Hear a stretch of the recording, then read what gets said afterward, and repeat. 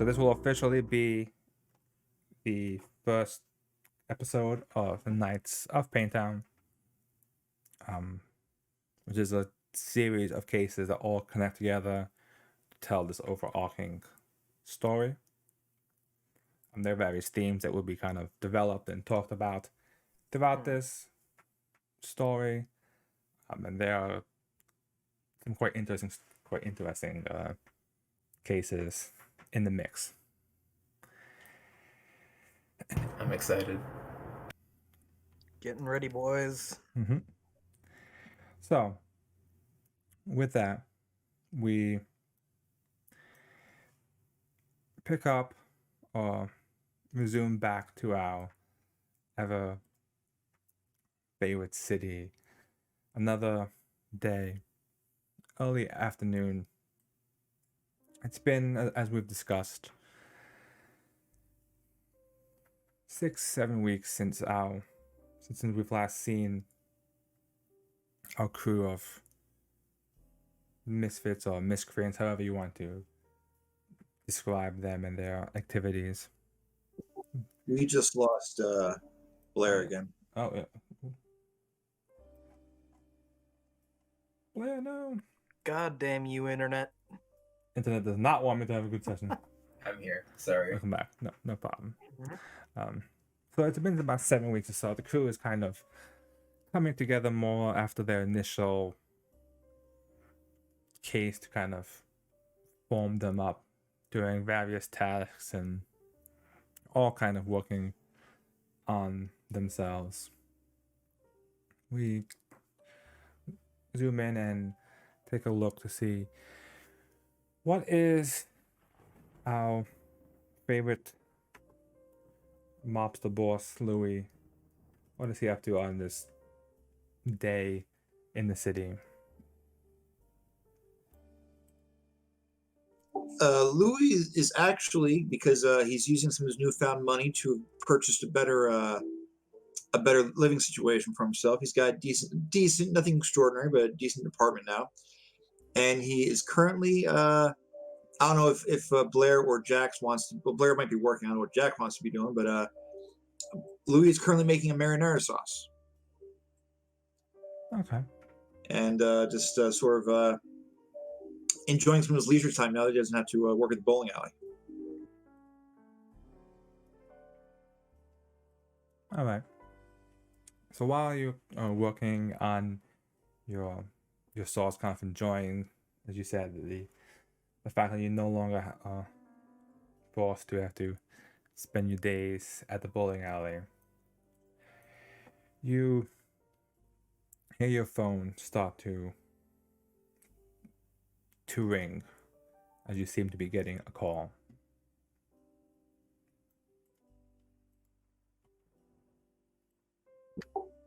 Hello. Hey there. Is this Louis?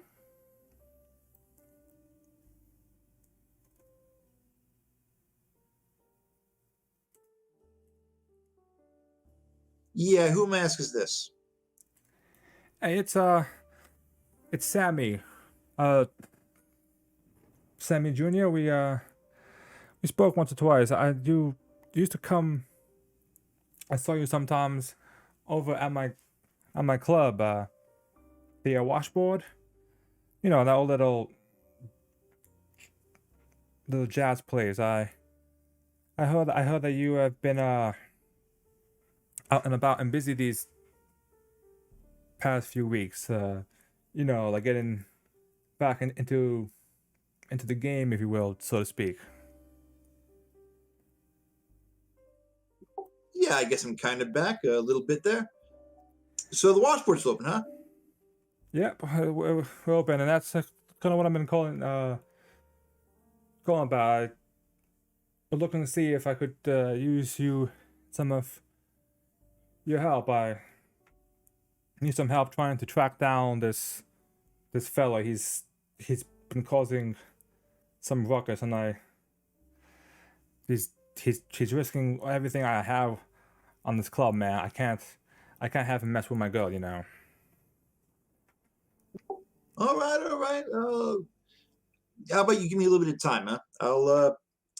I'll just got finishing up over here. I'll call my people. We'll head over there this evening, huh? You still open the usual time?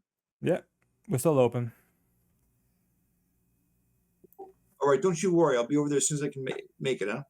All right, thanks, man. So Louis is going to give Jack a call first. I'll answer. I'm not doing too much of anything. So I'll think about answering. More just cleaning up the apartment, fixing up what's left, trying to get a bit more not live in a pigsty as I was a while back. I got time now. I kind of answer up and a bit more absent, but hello? Hey, Jack, it's Louis. Hey, did you use any of that money that we've been making to buy yourself a suit? I haven't yet. All right, here's what you're going to do. You're going to go down to Carlos. He's over on West and 5th. You're going to tell him Louis sent you. You're going to do this today. He can do a rush job. He can get you a suit tailor-made to you, all right? We're going out tonight. I need you to look your best. I want you to make a good impression tonight. Hey, where are we going? You ever hear of a place called the Washboard? I think I've been there once or twice. Maybe not in the best circumstances, but yeah, I know it. What's the occasion? We might get a job. Anyway, just go ahead, find Carlos, tell him Louis sent you. He'll get you a decent suit for the night. No problem. I'll see you later. All right, I'm going to call Blair. Aye. I might get a hand at Ben.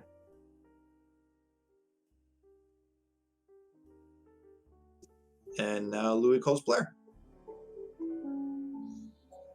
And you kind of hear Blair answer the phone, like you hear her fumble with the phone, like she's like preoccupied with something. And she kind of goes like, oh, geez, hold on just 1 second.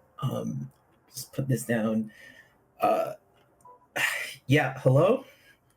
Hey, I was going to do that texting thing, but Louis doesn't text. You know what I'm saying? Hey, you got yourselves a decent, like some decent evening wear? He's speaking about himself in third person. I might. All right, you're going to wear something nice but sensible. We're going out tonight. We're going to a place called the Washboard. You know the Washboard? I think I've heard of it. All right. We'll pick you up around 7. We'll head on down there, yeah? Sure. What's the occasion? We might get a job, so you got to make sure you make a good impression. Okay. I could try. I could do that. What's the time frame like? How fast should I get ready? Is that a question for me or for Rob? I guess it's for Rob and for you. This should be about. I mean, the time of the initial call to Louis would be about early after like 11:30ish, a little bit before noon. Okay. So, All right, cool. So I think she's got some time. All right, cool. All right, I'll be ready. See you tonight. Yeah, no worries. And you hear her like drop something, and it's just like, shit. Okay. All right, later. Okay.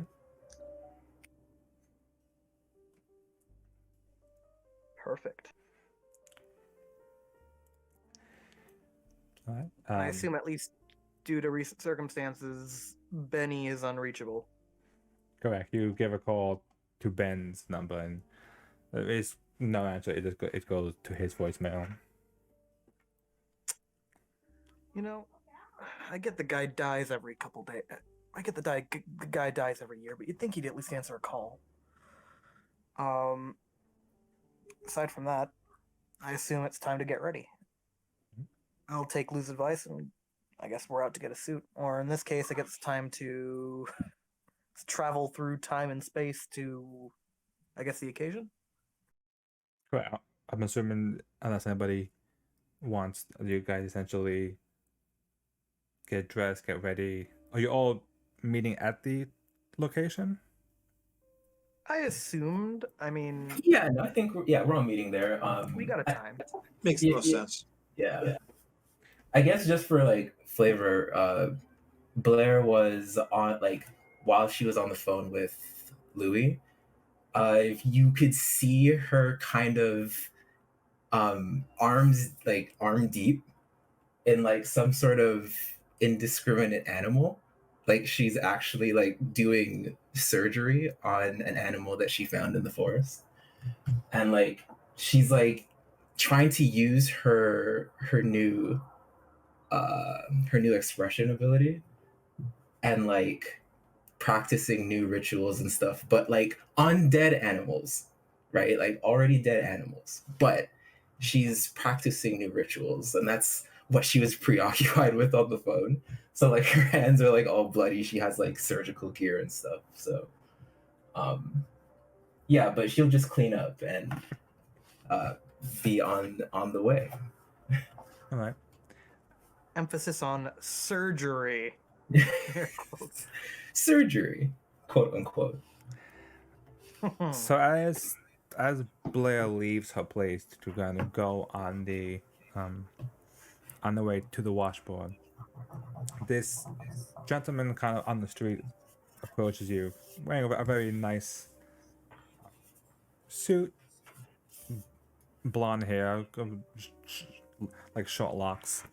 You can see him kind of holding some papers. And he goes, "Excuse me, miss. Could I pardon you for just a moment of your time?" Blair kind of looks at him like up and down, like, sure, what's up? Have you ever questioned the reality of life? Do you ever feel like you were just going through the motions? Well, I was going through the motions of going to an event right now, but if you mean in a more existential sense, possibly. First of all, I'm sorry, who are you? So my name is Ethan. I am part of an organization, and we are looking to spread the word and help the people in this town break out of their status quo. You know, everyone just seems to be going about their daily lives almost like they're all just asleep at the wheel and stuff, and kind of wake people up to the truth of the world that we live in and the harsh reality of it all.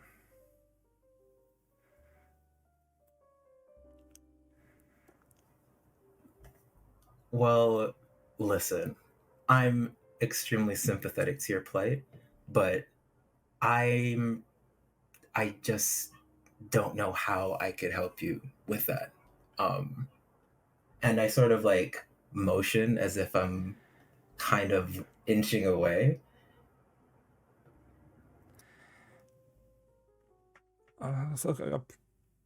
Please, Miss Burkett, we just want to have a conversation.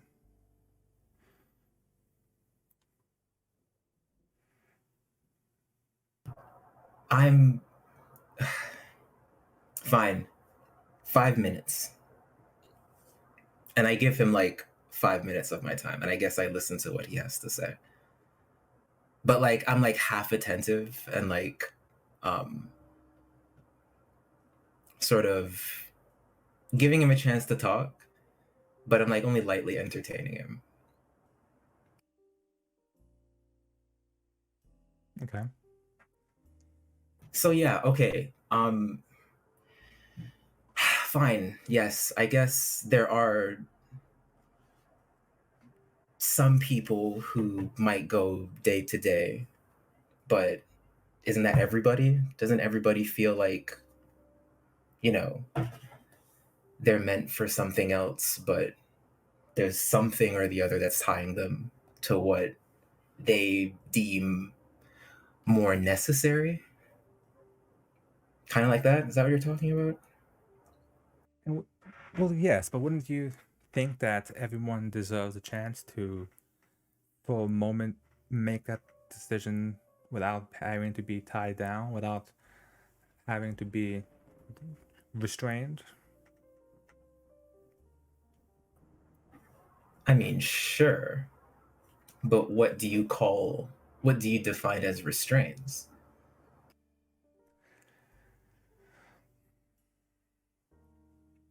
Restraint is can be many things. It can almost be a state of being, if you will. The very life that we live in this place could even be a restraint. Just if we could just for a moment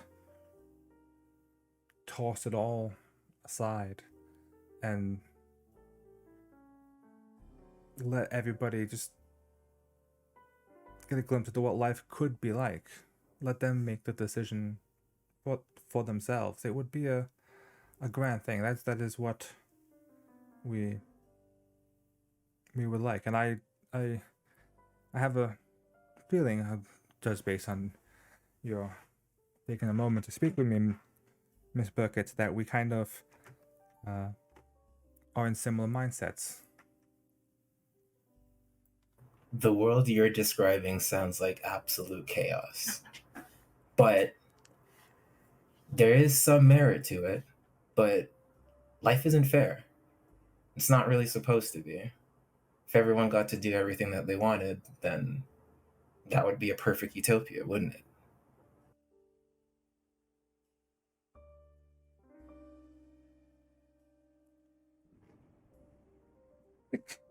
It's very well. I mean, that is for people to decide. And chaos can breed many new things. I mean, order can be created out from the chaos. That is one thing that we agree with.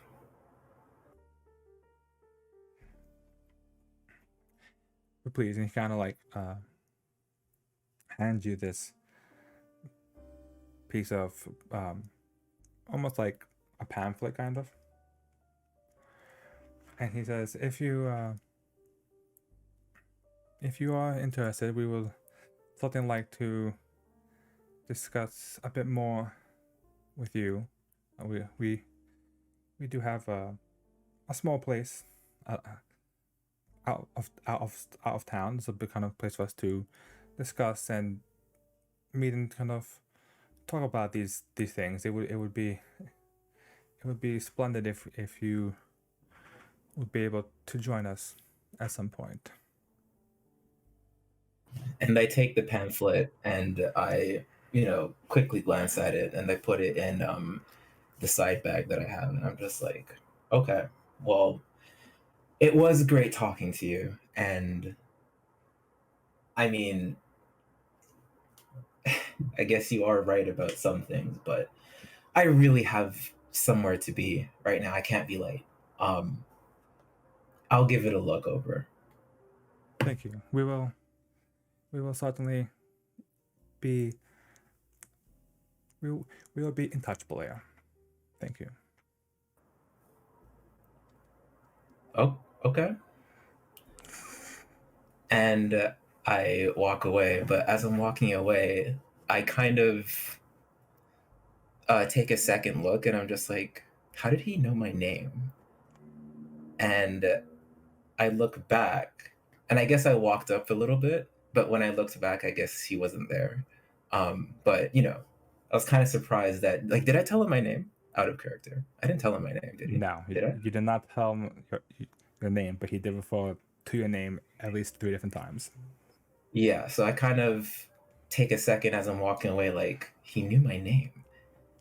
And yeah, I kind of make my way to the washboard.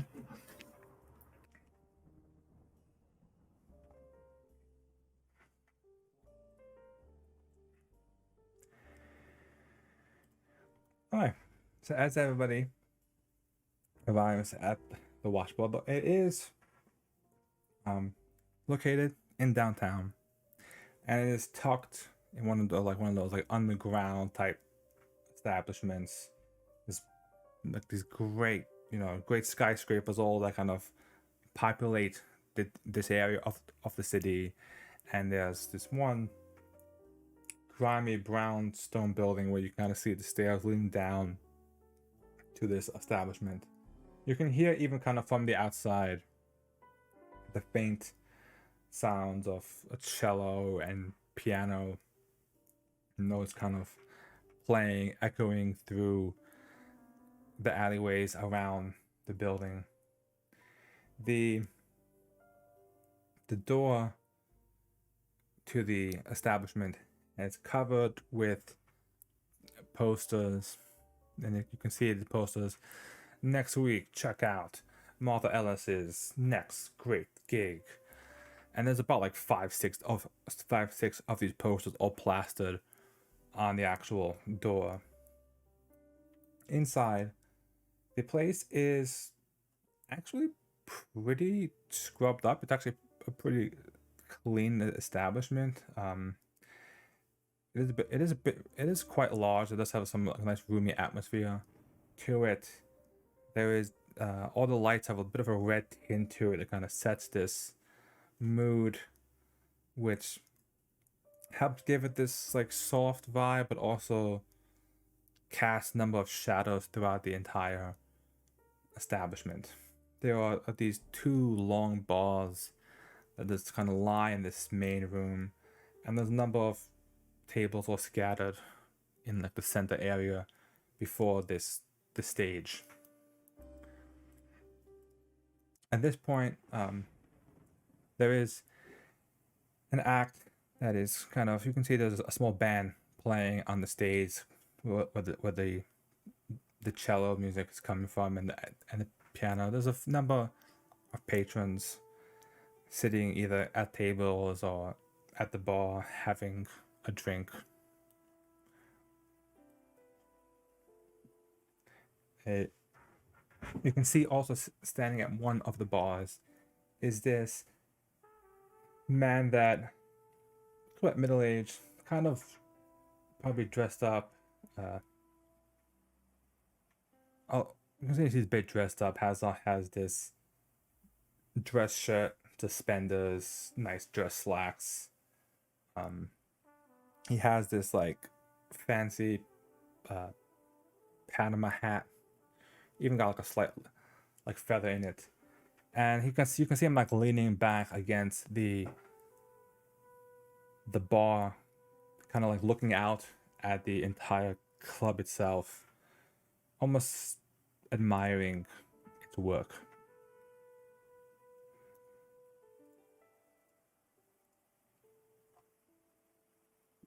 Is that Sammy? You would recognize, yes, that would be him. All right. So I'm guessing the three of us have already met up here, right? Like we're all like kind of staying together. Yeah, I think I would have made it there at that point. We didn't do greetings, but I mean, I'm assuming that we're all just like, oh, hey, hi, and Yeah, at this point we all know each other. So yeah. But no, we're here. Louis is This going ain't to our lead first you. rodeo. Sorry, Jack, didn't hear you. Oh no, I just said this ain't our first rodeo. We know each other. Okay. Exactly. All right. So yeah, so Louis is going to lead Jack and Blair over to Sammy, and he's going to kind of walk up to him very casually and kind of extend his hand. Sammy. Hey, Louis, man, good to see you. I was glad to see that you come, and that you brought some friends with you. Yes, allow me to introduce these are my people. This is Jack and this is Blair. Guys, this is my old friend Sammy. He runs this establishment. I gotta tell you, Sammy, this place is looking nice, looking very nice. Thanks, man. It's always been my dream to make this place into something good, and I think I got a real shot here. I just need to make sure that everything goes smoothly. It's very homely. I enjoy It it. definitely looks smooth.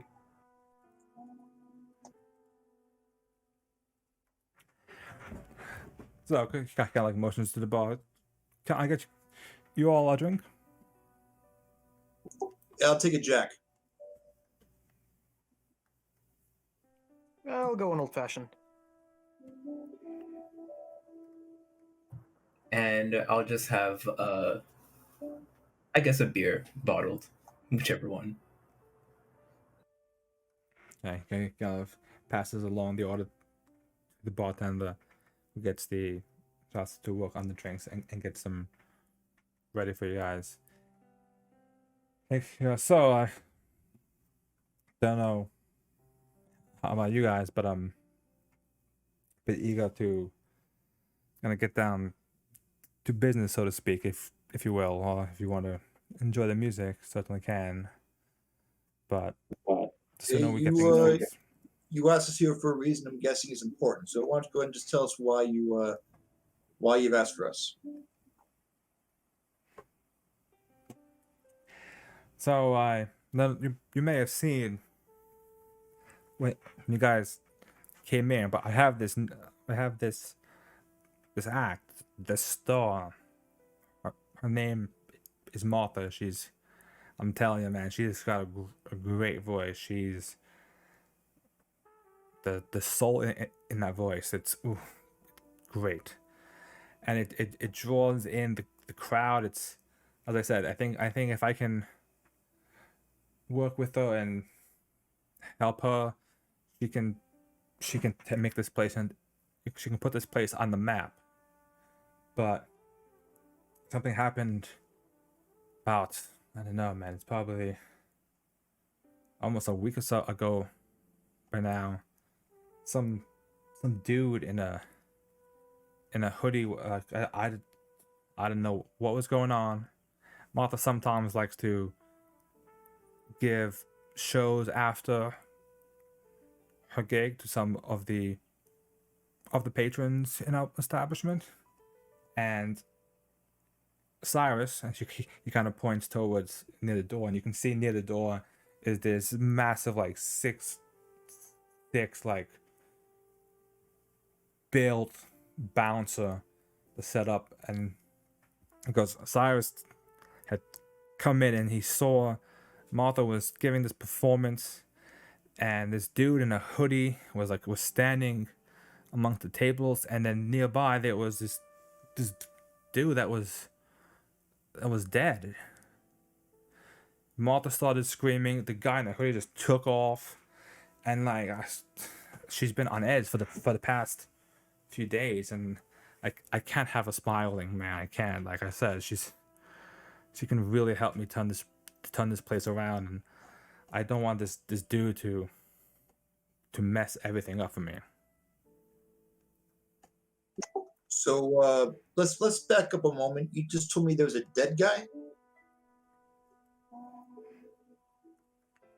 Yeah. So I think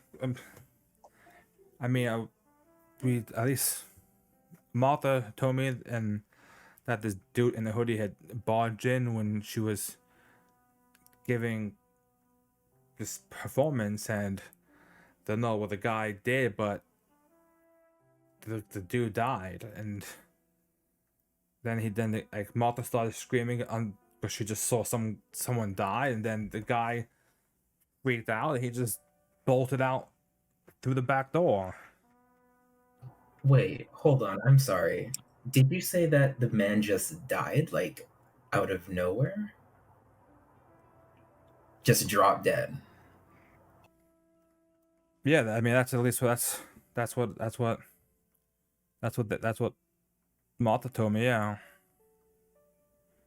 And I kind of look and I turn to Jax like just like a suspicious side eye, like, okay. I meet her with that glance, but I just kind of nod back to continue listening. Mm-hmm. So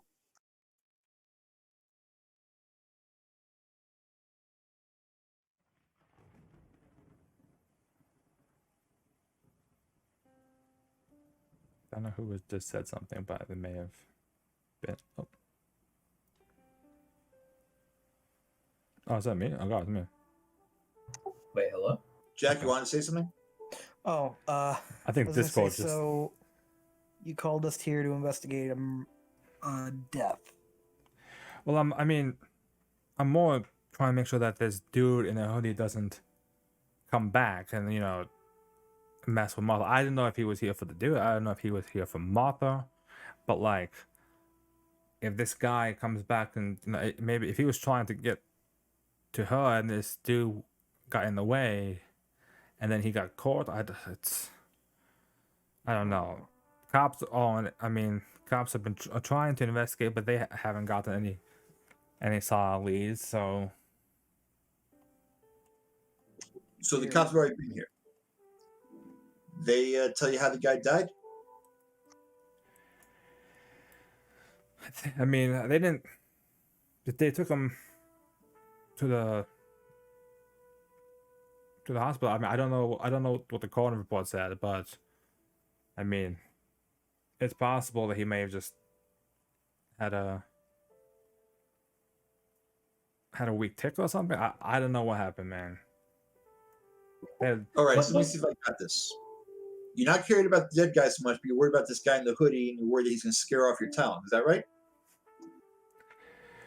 Well, yes. I mean, I'm sure that the cops will kind of looking at to try and find who did this, but kind of need a little extra help. Some people with certain skills that can track down and find people who may not want to be found. If you know what I'm saying. Something that the cops may not be as equipped to deal with. Did you get a look at the guy's face? Sammy shakes his head and goes, "No, Cyrus, the guy would have this hoodie on, and they didn't get a chance to actually get a good look at him." But your man Cyrus, he got a good look at him. No, like Cyrus was coming back in from locking the place up, and he saw the man from behind. He didn't get a chance to actually ID the man. That's what's making it so hard, but it has to mean. So you're telling me that you want me and my folk to go see if we can find a guy in a hoodie who you can only identify by him wearing a hoodie in the city. Is that right? And I like whisper over to Jax, like, that narrows it down. Very much so. Is there anything else you have that we can go off of aside from hoodie and ran off a couple nights ago?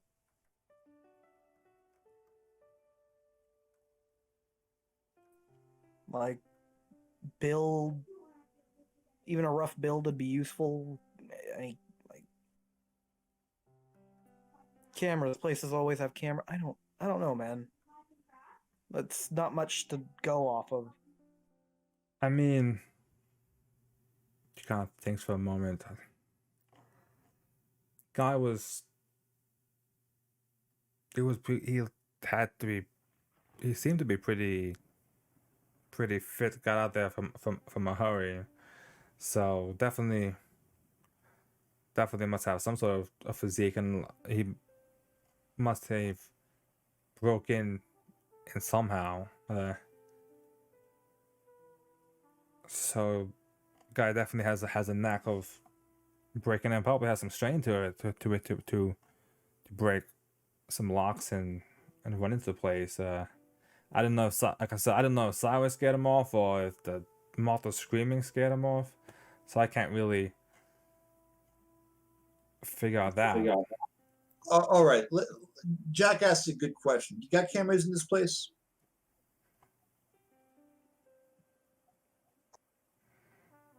I could definitely take a look at those.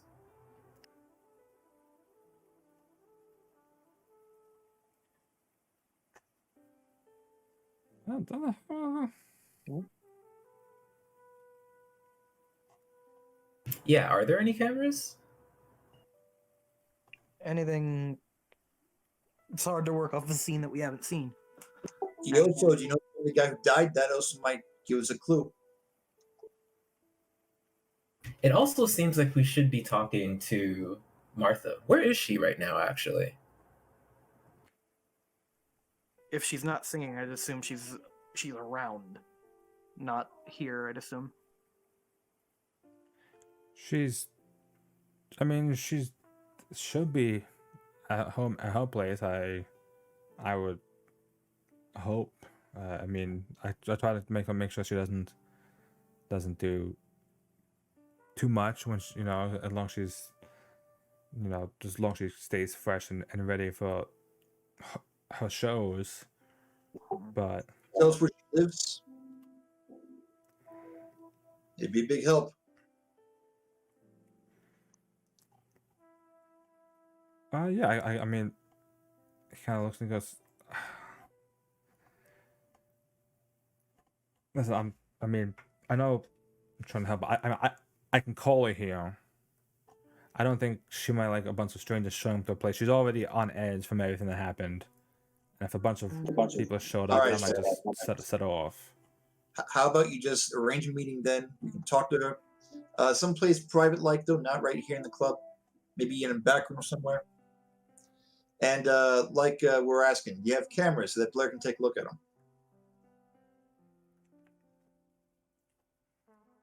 them? Yeah, I have some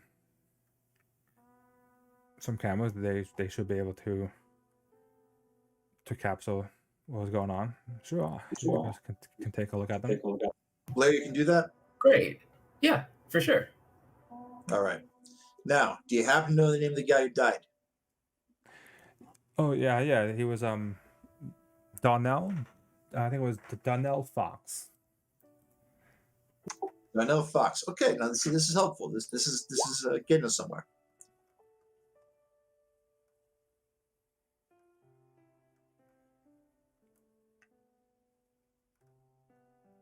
I don't have a token for him, but he doesn't need a token. Yeah.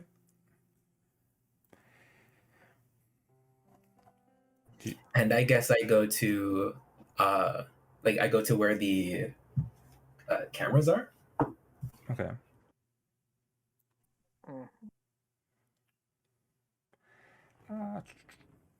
So we can go to cameras, and it's not the greatest security system. A few cameras and a few cameras and a small little console, kind of at least record and change the tapes. And you can see Sammy kind of going through tapes, going to pull back the ones from that particular evening.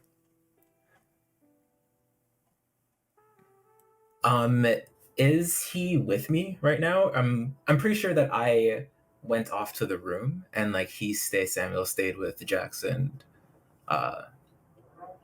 Louis for further questioning. Sammy would come with you initially just to find the actual tape. Yeah. And stuff, and also because it's not actually just gonna actually get the tape for you and find the right tape, because it's a bunch of different tapes all stacked up to try and find which one's the specific one. But he will give you the right tape. So Sammy will head back to stay with Jax. Well, yeah. Before he leaves, I ask him. So has anyone else taken a look at these yet, or?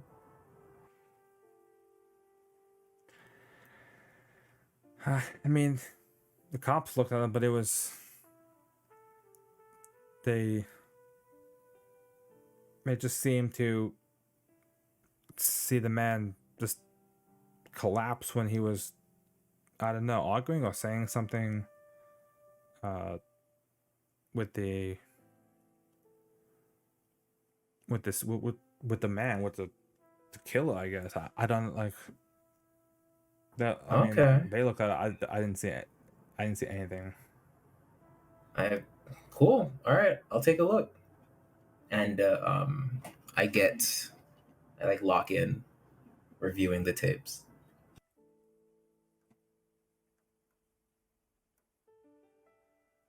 Okay. In that case,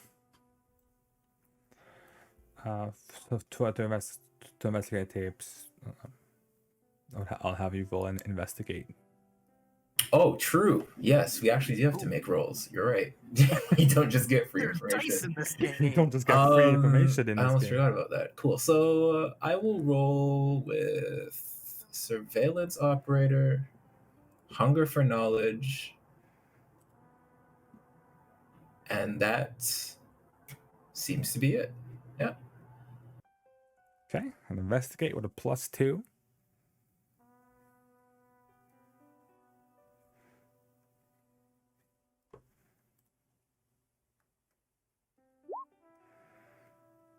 Great success. Nice. Awesome. Okay, so that's a Very nice. right, so that's a 12, so 2 power, so 2 clues. First question. How did the full scene play out that night? So what happened from start to finish?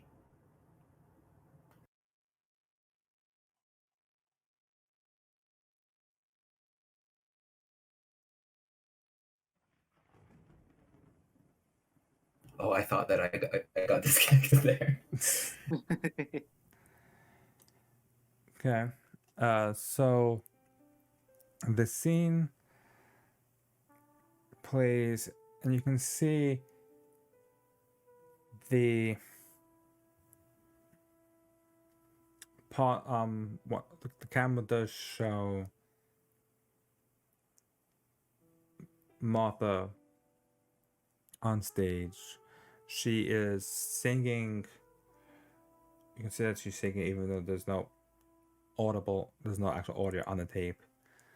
The man is kind of sitting in one of the tables near closest to the stage, listening to her, and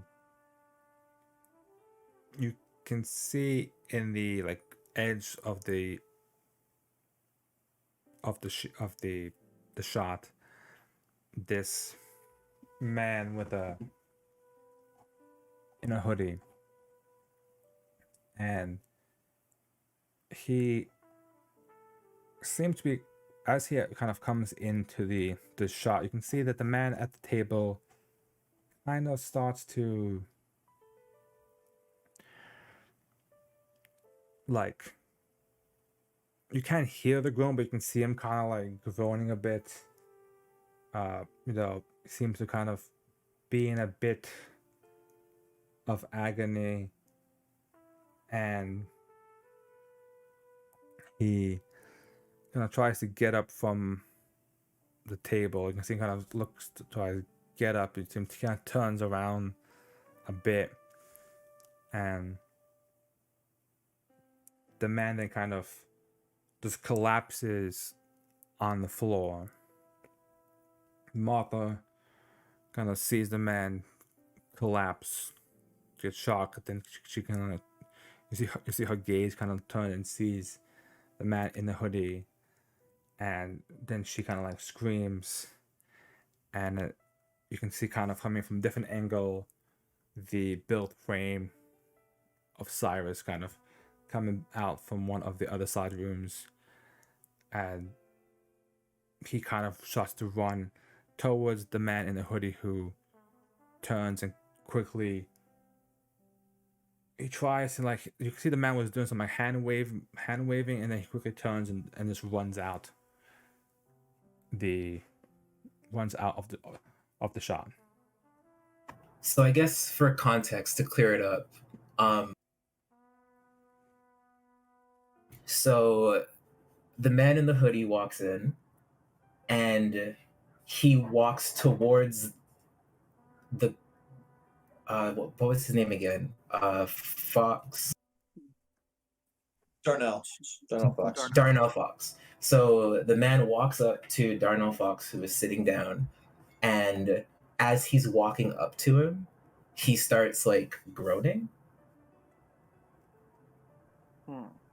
Looking at it, he barely gets within,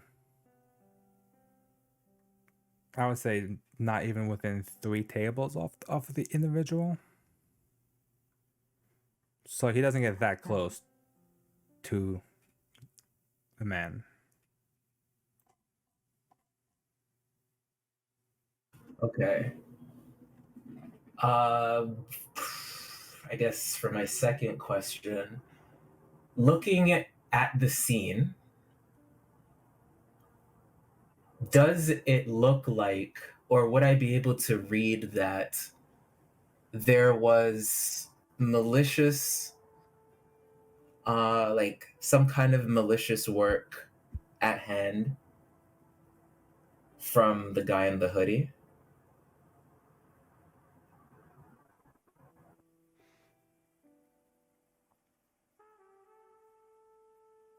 Clarify, like, what you mean. You mean like, Um, like, is it obvious that he was here to like hurt somebody? Like he came here came here with the purpose of okay. targeting that specific person, Darnell Fox. Okay. You Because it could have it could have been a mistake, but like this is all like without context. So I guess I'm trying to see if he was the cause of what was happening, right?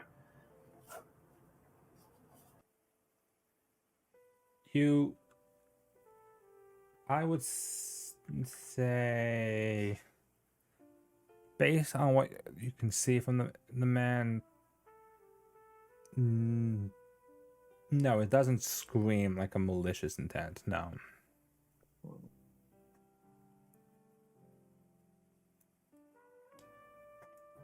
Weird. Okay. And I'm looking at it and I kind of go like, okay, this is all really weird.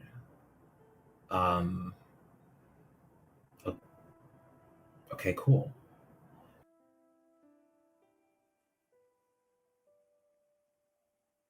And I guess I'll take what I find and I bring it back to the group. Because I'm assuming that's all I saw on the tape. That's like the tape I reviewed of the situation. Okay, so it doesn't look like there was ill intent. Or it doesn't look like intently malicious.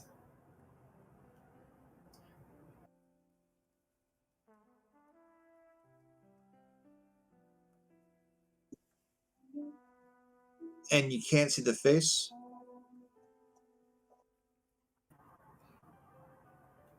Yeah, do I see the face? That would be like context for like the first question, like how it plays out. You would see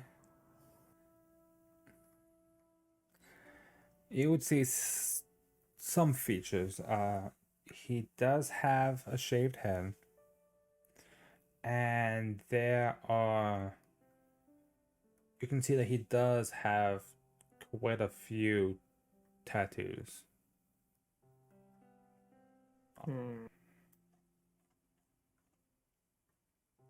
I'm getting a very punk aesthetic from this guy. Punk vibe. Okay. And is Sam still speaking with Louis and Jax?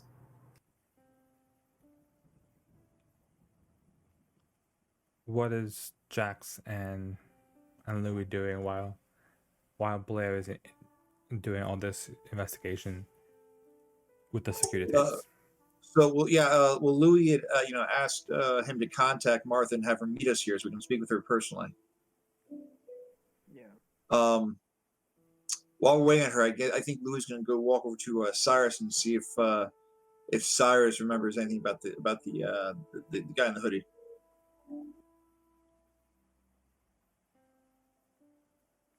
Right. In that case, that would also be investigate to ask Cyrus some questions. That's what I thought. Give me a sec here.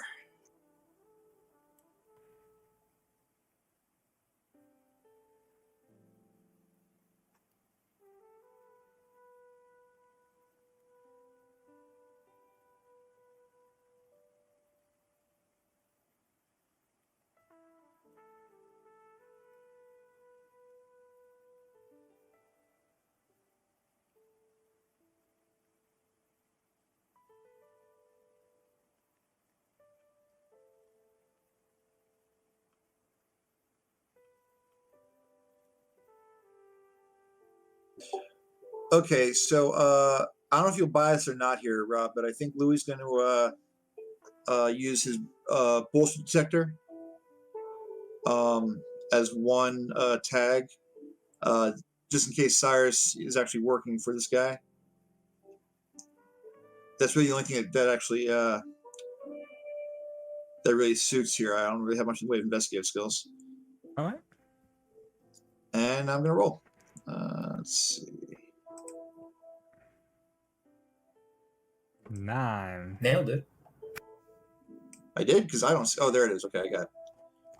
That's a 9. 9. So 1 power and 1 MC question as well. Okay. Let's see. So we already know. So yeah, so he's actually going to ask Cyrus if he recognized the guy in the hoodie, if he's seen him before.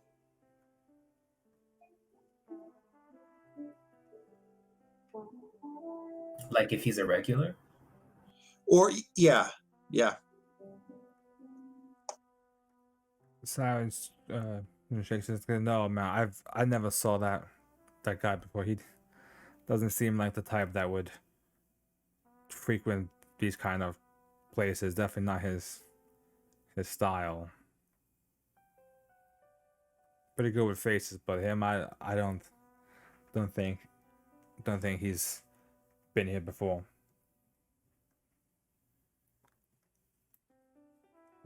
Yeah, worth a shot. And then I would like to ask, what is, for Louis, what is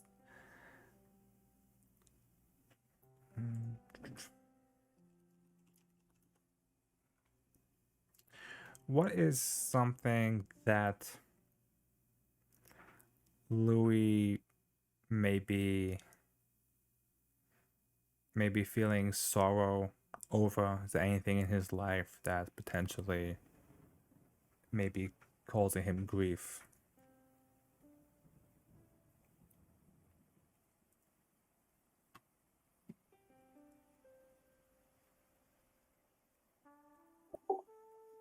Causing him grief, you said? Yes. Grief or sorrow, anything. Yeah. Let's see. That's a good question. I think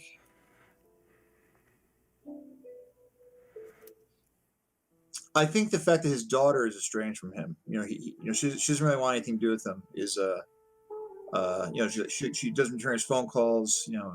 She's not part of his life anymore, and I think that bugs him.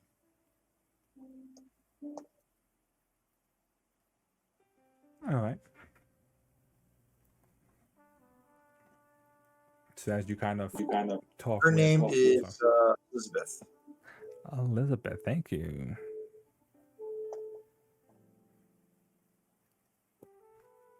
The more stuff you give to the MC, the better it gets.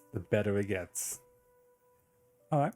So as you talk, Cyrus trying to see if this man might be potentially a regular.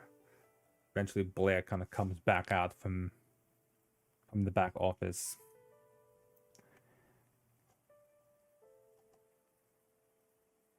Yeah, I come out and I sort of say like, okay, well, I don't know what the police saw when they reviewed these tapes, but I'm gonna be honest with you. I did see the guy in the hoodie or whatever. He has like a shaved head, some tattoos, right? That's the guy?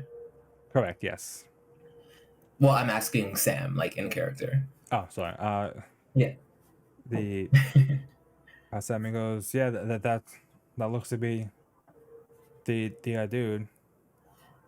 Okay.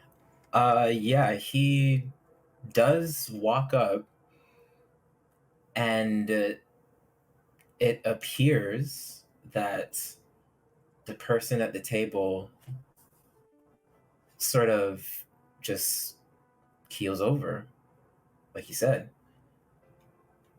The weird thing about this, though, is that I'm looking at this, Louis, and it might sound weird at first, but I don't. It seems like this guy didn't like mean for this to happen, or it was almost like an accident. I don't know how to explain it. You accidentally caused someone to keel over? And Blair sort of like shrugs her shoulders. Hey, Blair. Quick question. Did she scream before or after he died?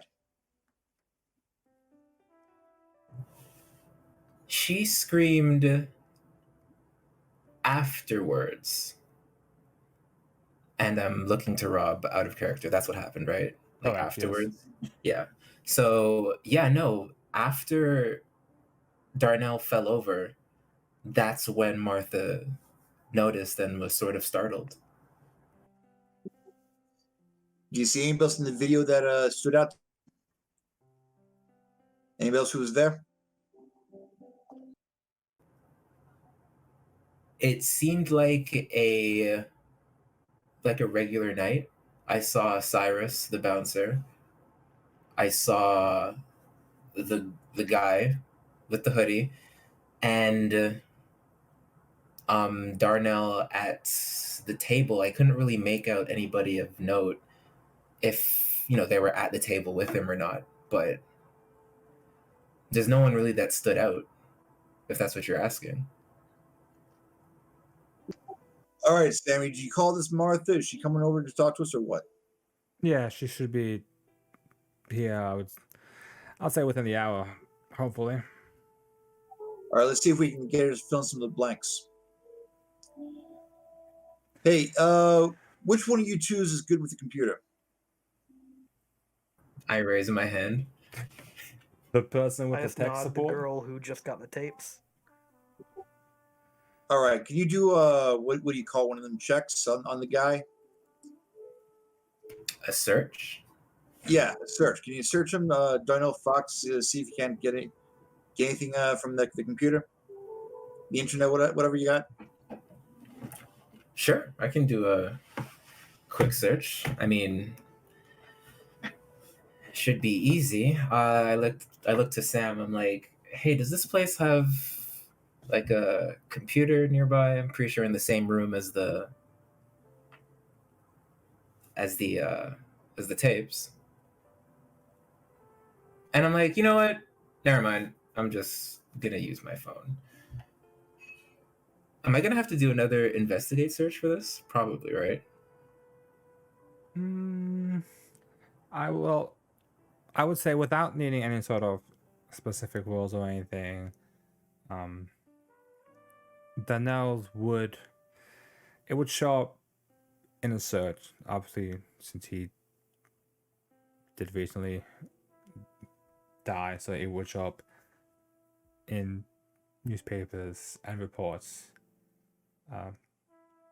The man was quite, yeah, I would say he was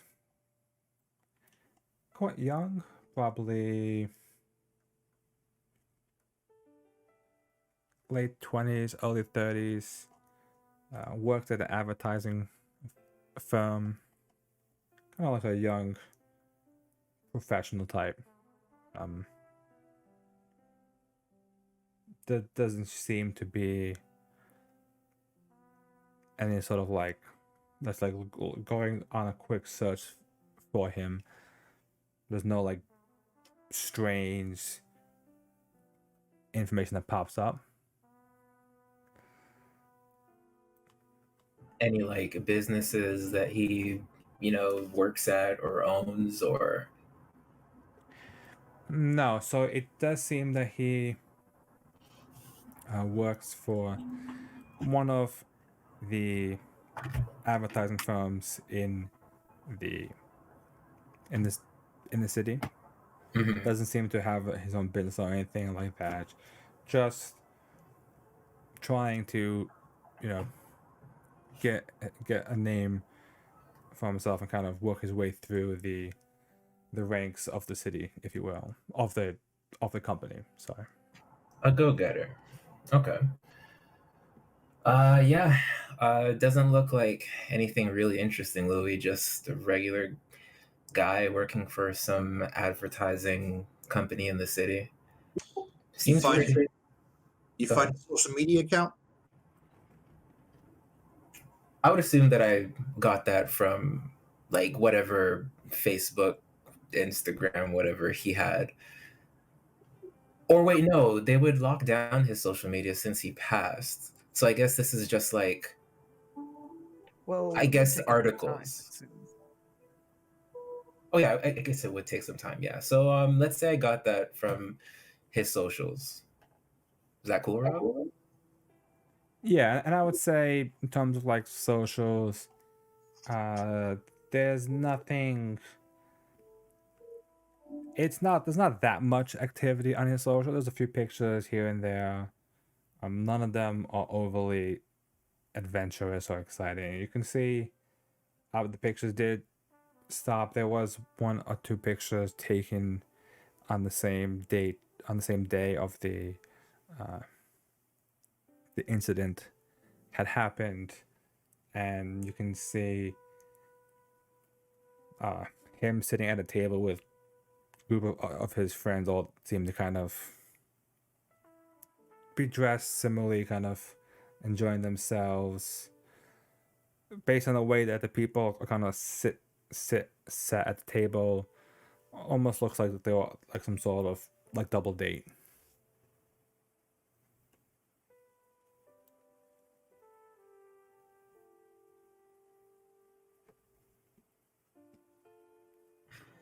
So the same day that picture was taken was the day that they came to the washboard.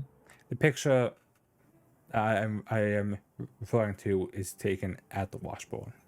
At the washboard, okay. Mm-hmm. So that means that they were on a double date at the washboard.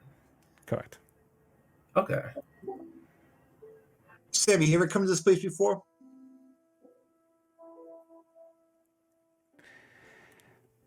I mean, he didn't look like he came here before. I mean, they seem like okay people, but I did definitely not a regular.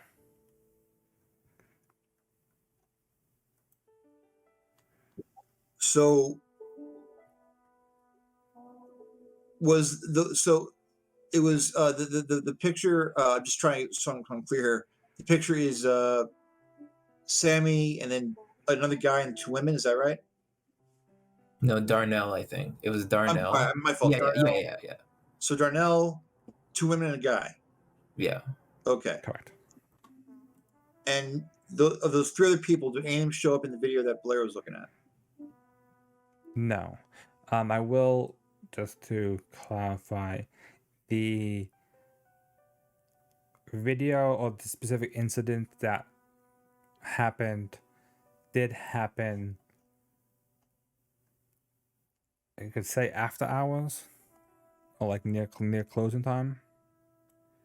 Let's say it was after the show. It wasn't during the show. So it was after the show. That's why. That's why no one else is. And also to clarify for Blair's investigation, there is no one else in the main club area on the footage, indicating that the place is essentially closing up. You can see a lot of the chairs kind of flipped upside down onto the tables and the like. So Okay. the place was essentially closing up. and like the company that he came with also left, so it was just him at the table. Correct. I guess.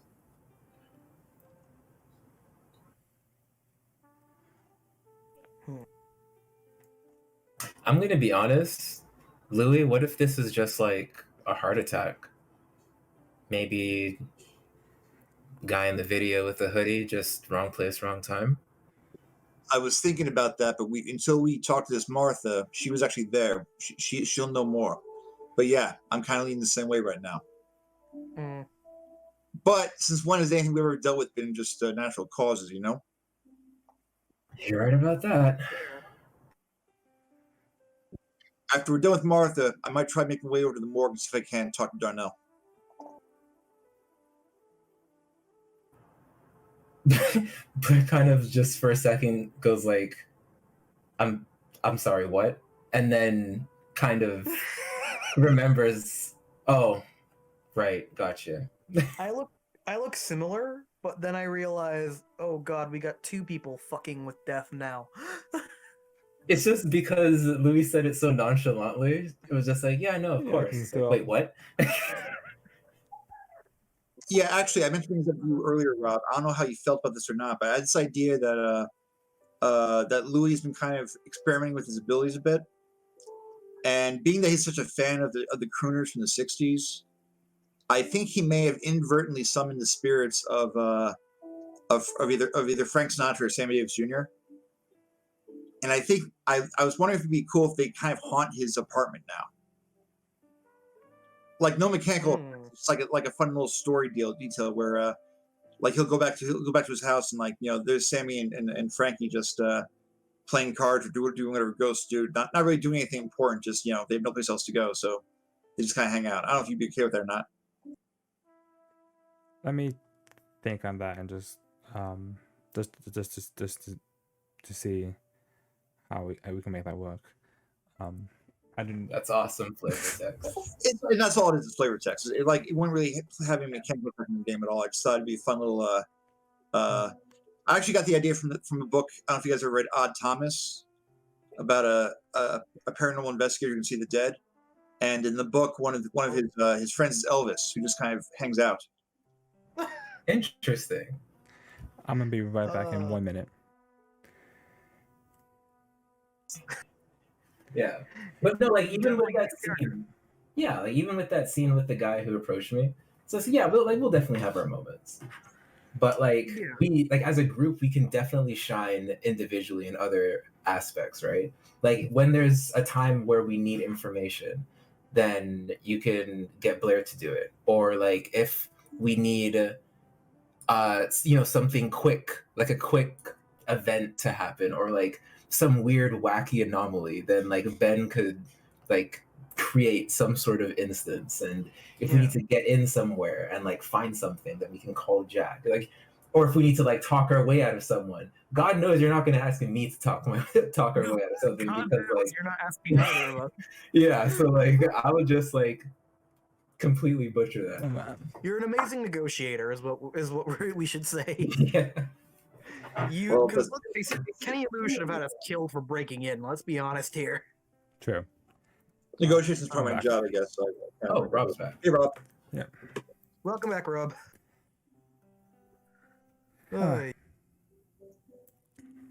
So, without any, I think, I think you guys were waiting on Martha to yes. fill in some of the blanks we've been trying to, yeah. Okay. So it probably takes,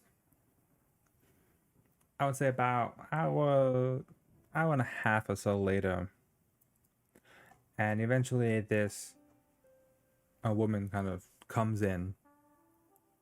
She's in her mid-50s, a voluptuous woman, kind of has this kind of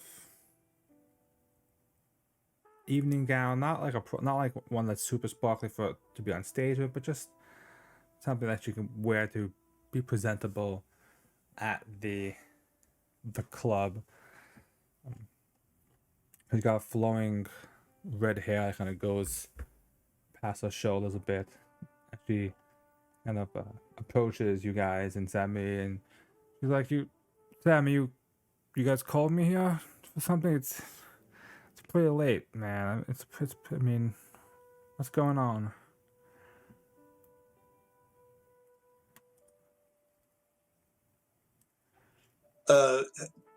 Good evening. You must be Martha. How do you do? My name is Louis. This is Jack. This is Blair. We appreciate you coming out here at such short notice. I was wondering if we might have a few minutes of your time, though. Oh, all right. What's this all about? I'm a bit Before we begin, confused here. can I buy you a drink? Anything you like, please. It's on me. I'll take a glass of wine. She kind of motions to the bartender, and the bartender kind of nods. It doesn't even need the order to actually be said. The bartender goes and knows what Martha drinks. Martha, my friends and I, we are, I guess you might call us problem solvers. And Sammy here has told us that you had an incident not too long ago that might have frightened you a bit, might have scared you. Do you know what I speak? Yeah, that's that killer dude. He has an alpha me, man. I think he's trying to get to me, or ruin me. All right. Well, can you tell us who hold this man is? That's the thing. I don't really know who he is, but he just keeps bothering me. Keeps showing up. Does he show up any place other than here at this club? Does he know where you live?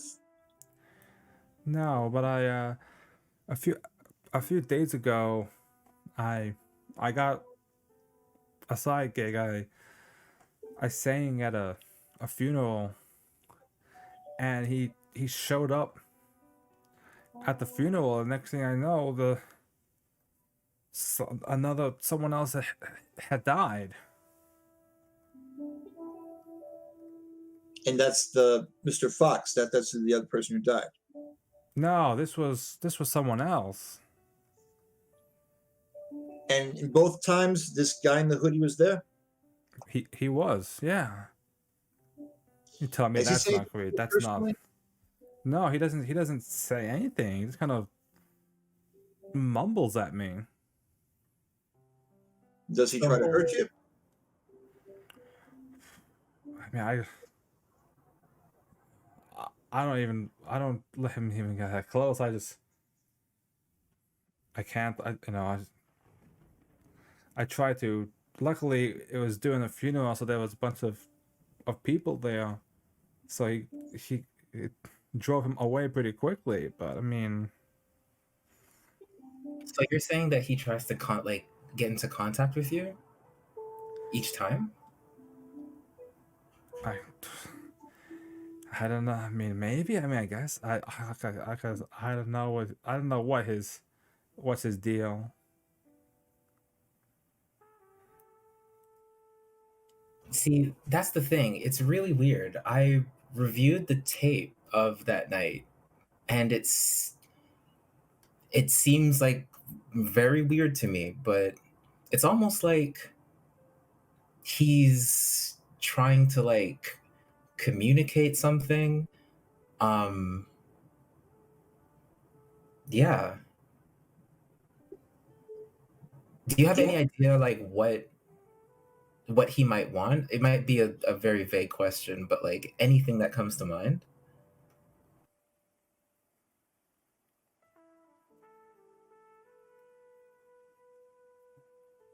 I don't know. I don't know if he's. I don't know what he's trying to do. Like I said, I don't know if he's trying to ruin me or. Well, believe me, I'm not foreign to strange people coming up to me, even on the way here. Like some rando approached me. It seems like it's very common in this city. But this is very peculiar for obvious reasons. You said that you met this person on 2 occasions, and on both occasions, it had to do with someone dying, or someone dying was a result of it. Yeah, that's what happened. Where are you performing next, Martha?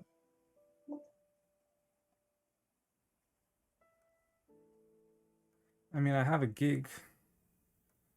Yeah, I have my regular gig here at the Washboard in a few days, and don't know. I mean, Sammy's always trying to find me some more gigs. Get my break again. Well, here's what I think. If this individual's trying to get to you, that means it's going to come to wherever you're singing at. So we need to be where you're going to be next for your next performance, and we're going to wait for him, and then we're going to have a bit of a conversation with the man. If that sounds okay with you and with Blair and Jax, of course. Sounds like a pretty solid plan. One question though: what if he kills us? I say sarcastically. Well, I assume we don't get paid. I mean, we are dealing with someone who can, like, I guess, has some sort of adverse effect by being near him. So It we would don't get appear so. so you don't get too close to him. Me, I'll be the one who gets close. I got a feeling I can probably match whatever he's got going on. We don't get too close. We just want to get a good look at this guy first. Yeah. So you said that you're performing in a couple days, Martha? Here at the Washboard, yeah, and like I said, I don't know what other gigs I might be able to get after that. And you've never seen him hanging around your own place, so he doesn't follow you home, nothing like that? God, no. I mean, I hope not.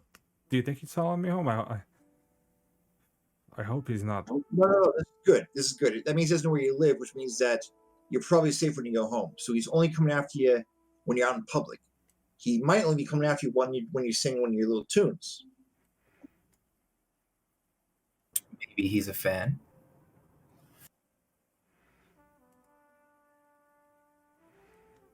I don't know. And about this point through your conversation, she's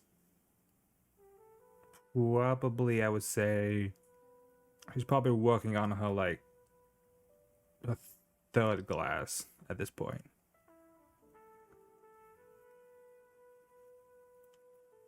Nice. So she's knocking them back, I would say. Yeah, she's there's you can tell even when she got to the club, there was already a little slur to some of her words already. And it slowly gets worse as the conversation continues. So at that point, I lean over to Louis and I kind of whisper, hey, I don't know if it's just me, but does she seem like she's been having maybe one too many? I think she's 3 sheets to the wind, to be honest. I don't know how like trustworthy this information can be if it's coming from like someone who can't really stay sober. I mean, I'm not one to judge, but right now this is the only lead we got. So we stick with her for right now. But I still want to go to the morgue and talk to Darnell. Okay. You know, you keep saying that. And you know what? Anyways,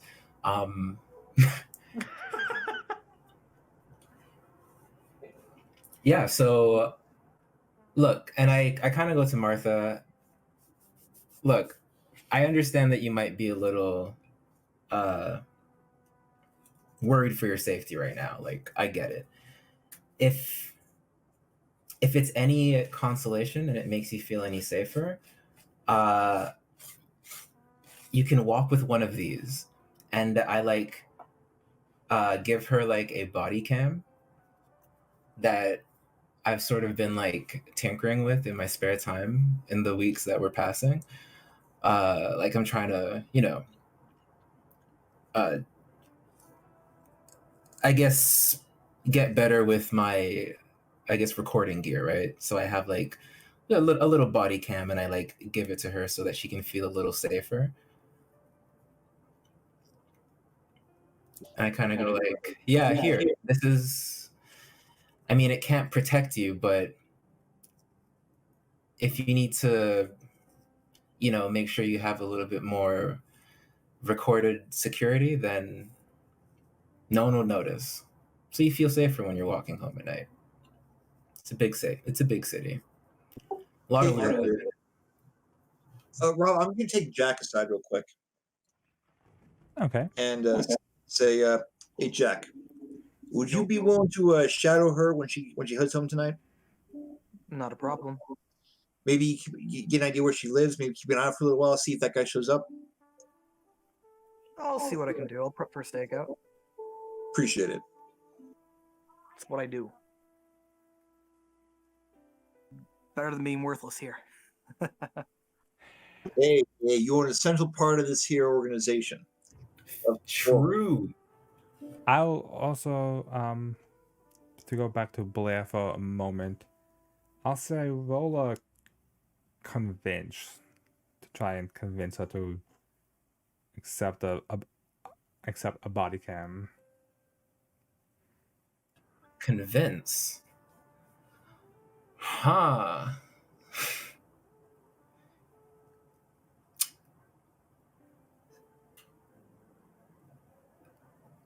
Can I? What if? Oh, Discord? Discord?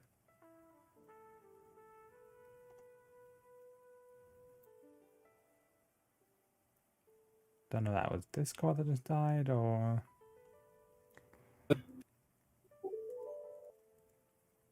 No, I'm here. Okay. It's the push to talk. So can I use inconspicuous setup and compact in size, kind of like as a selling point? It's just like, hey, look, it's small, no one could see it. It's actually really good. It could protect you. I'm kind of like using it as like convincing points. Okay. Would recording gear fit in there too?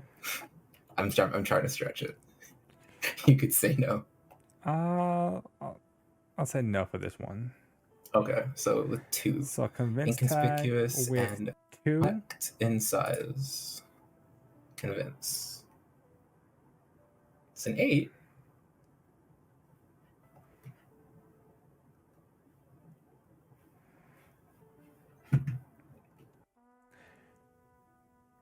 Okay, so she reluctantly takes the camera, kind of looks at it a bit, makes she goes, oh, all right, if you think this'll help, I think I'll wear it just to make sure. Well, like I said, it's not gonna, fight off an attacker, but there's a little bit more security that you can show someone if someone does try to mess with you.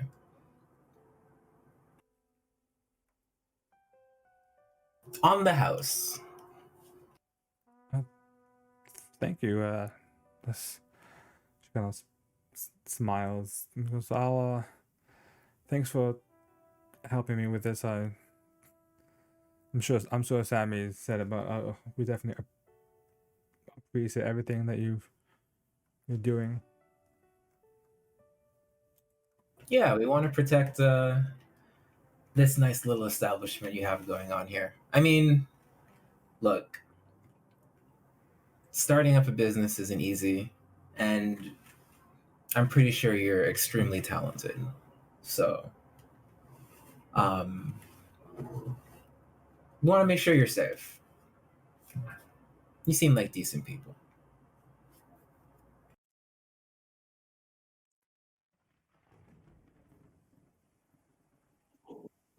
Thank you. And she kind of like sits there a bit kind of quietly.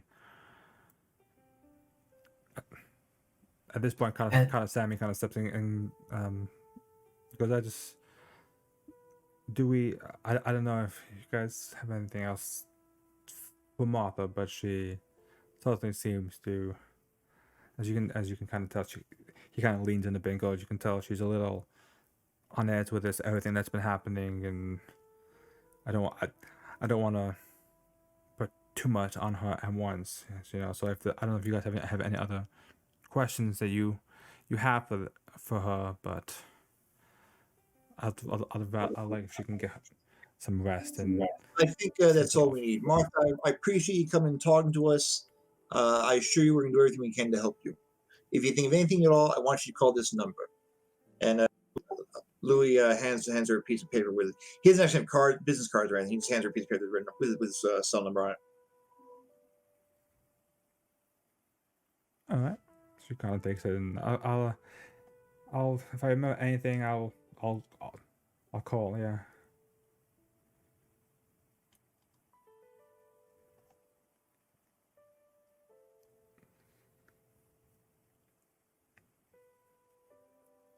Well, it seems like we're going to be staking this place out, right?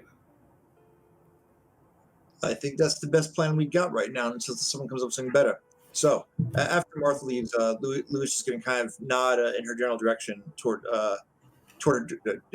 nod toward her direction and kind of look at Jack. And then I'm going to get an Uber and head over to the morgue. I'll wink at you and basically wait until Martha's out the building before following. Yeah, and I'll go with Louis to the morgue. More or less.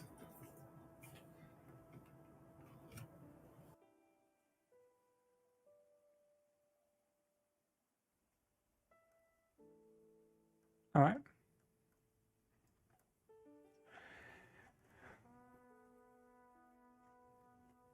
On your way to you make guys eventually get to the morgue. The place is obviously,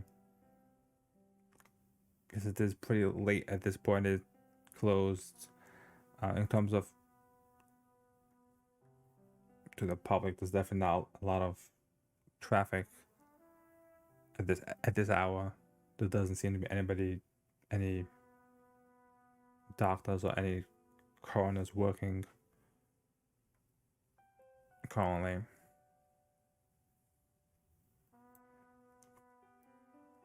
Did that work? Or that? Is there just I don't imagine you just kind of let us wander in, but is there like a place just kind of like a hallway, like a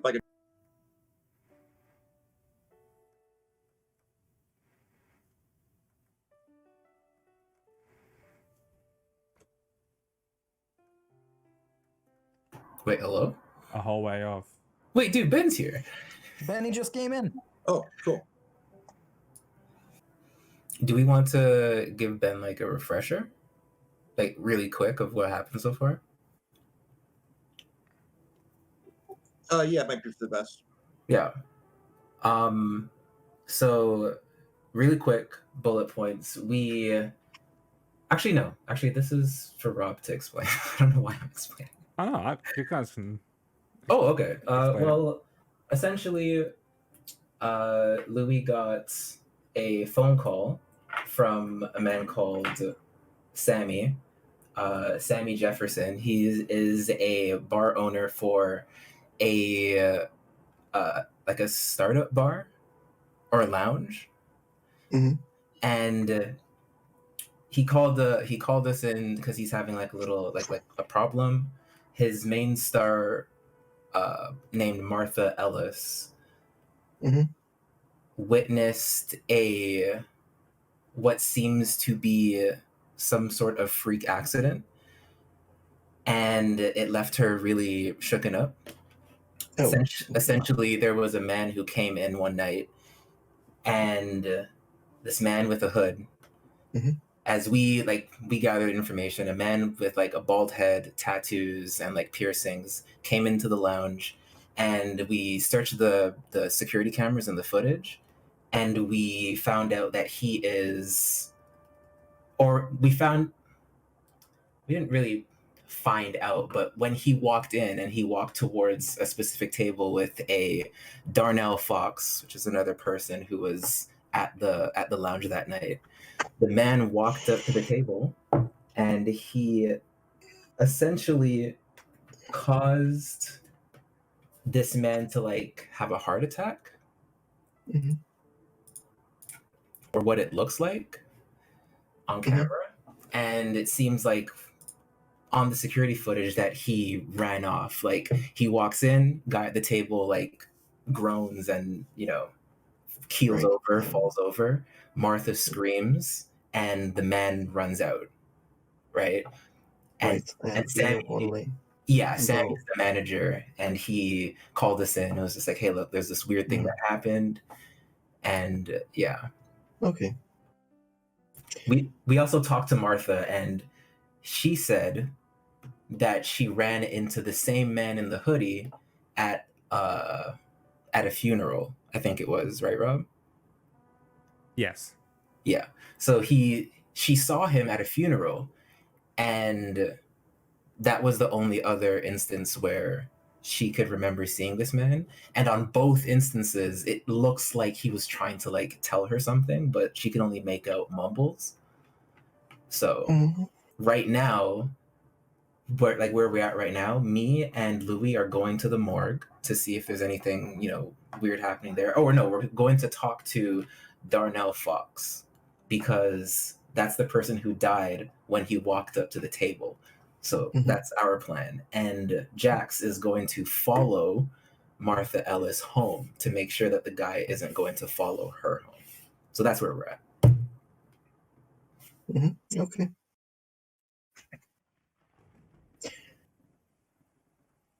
Because guessing what makes sense to me, since Benny isn't filling out this plan, it's probably like one of his days off at work, and he's spending it like to better himself with his racing skills.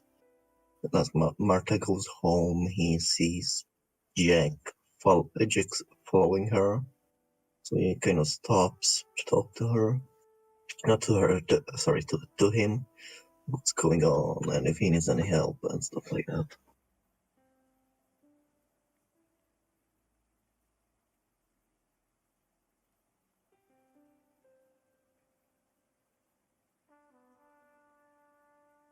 So what that last part? I didn't hear that. I didn't catch that. Oh, sorry. Yeah. So essentially, that's a good part to come into, because earlier we were trying to like call Ben, but we assumed that since you weren't here, we were just like, your character is off doing something else, right? So makes sense. Cool. So I think we're all caught up. Yeah, that was good. All right, and I believe Louis, you were asking something about the hallway. Yeah. Yeah, I mean, Louis is basically in the lobby, you know, in the waiting room. I'm looking for a dark hallway. Usually this time of night, hospitals will shut down, but all the wings that aren't really being used, the lights are off. So Louis kind of sort of nonchalantly go stand in one of these darker parts of the hospital and see if he can't convince Darnell to join us to answer a few questions.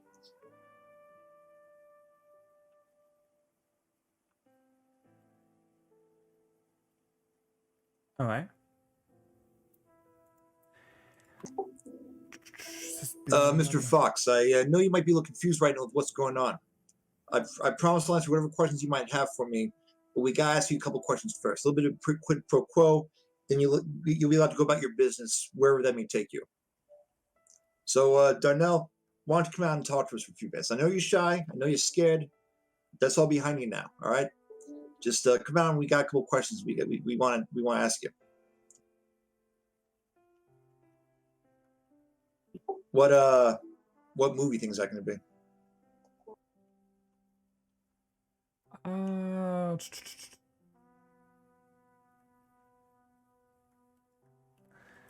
I would say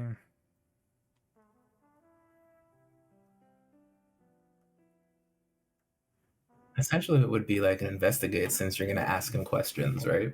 Depending on how you roll. Kind of what it sounded like to me, but wasn't sure if Rob was okay with that. Mm-hmm.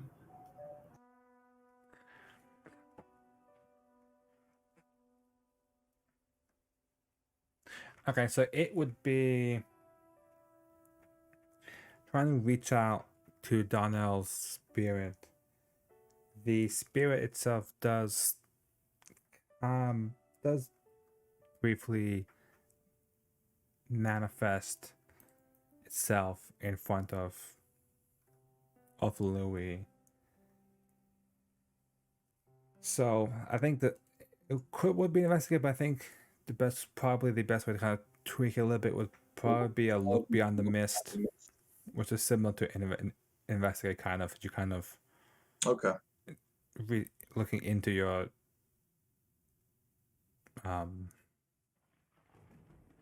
mythos to kind of reach out and almost trying to contact the spirit. How do I do look behind the mist?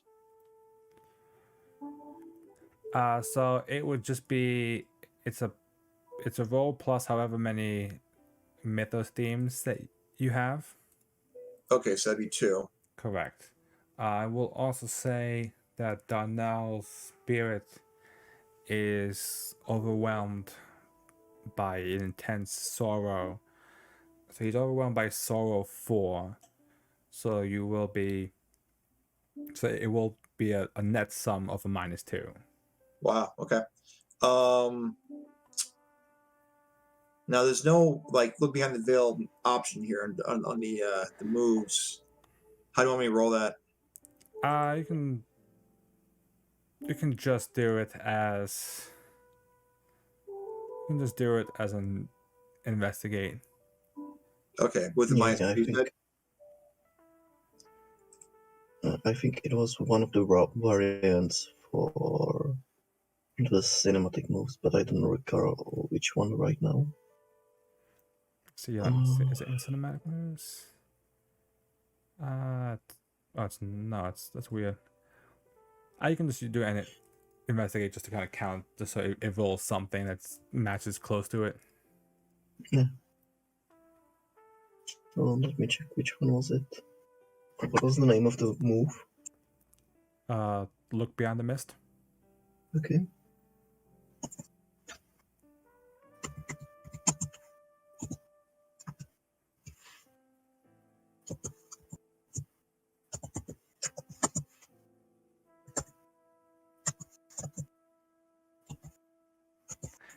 Should I go ahead and roll, or should I wait for Ben to see if he's got something better?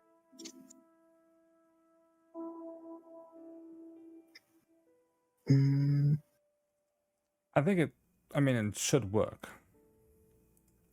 You can roll already. I just want to double check which one it is. Rolling away. Oh no. Uh-oh. That did not work. Okay. Oof. Okay, apparently it's just type of investigate. 7 -2. Okay. Incoming MC move. What can we do? What's a good move to do? So yeah, so what? At least from Lou's perspective, so Darnell pops up and Lou's like, "Hey, Mr. Fox, how do you do? My name is Louis Venori. It's nice to meet you. I got a couple questions for you if you got a minute of your time."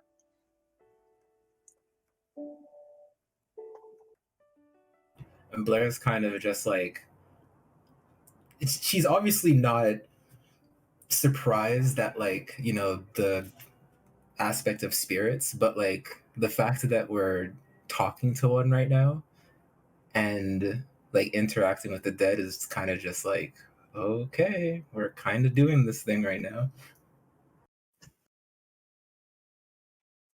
So you try and contact Donnell's spirit, and as you can kind of see it, but before you get a chance to really get a connection with it. You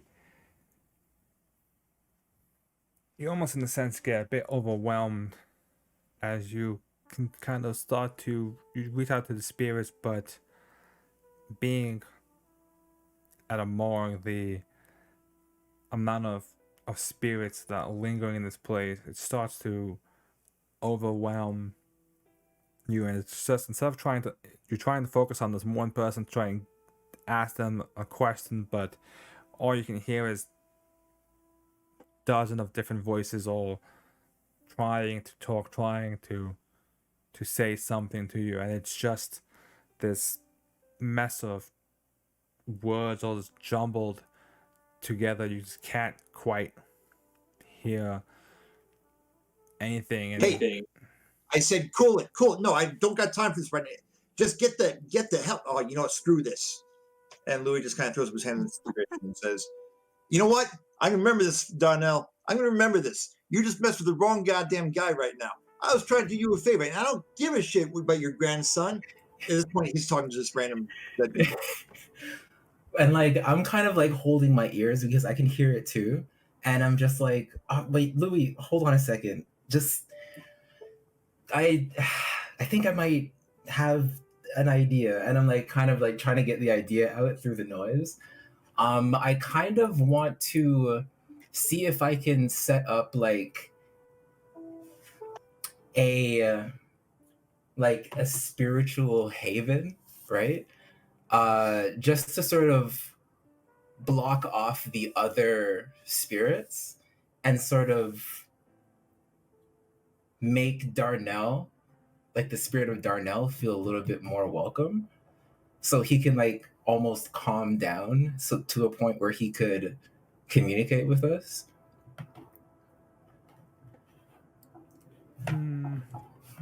So maybe if I roll like change the game, because I essentially what I want to do is I want to reduce his agony 4. So I want to reduce the status. Okay.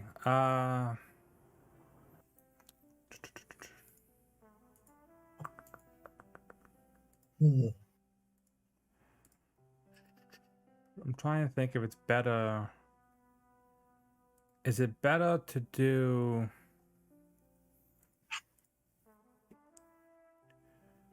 See, the problem with that is he has a status of -4, right? Mm-hmm. So that would affect every roll. Okay. Shit, I still might be rolling at like a -2, but I still want to try. See, like maybe we can get information out of him.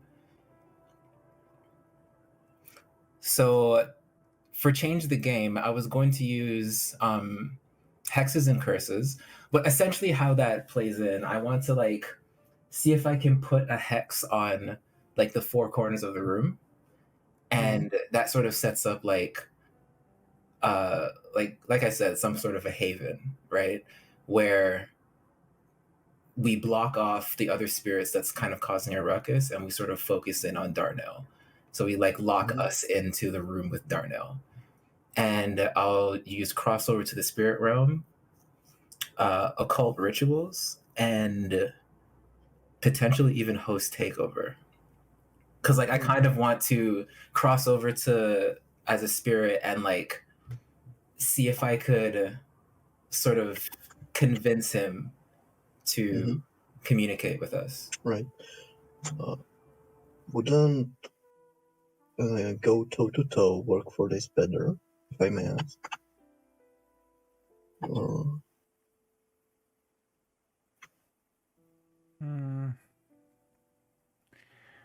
Something struggles. They've been in struggle control.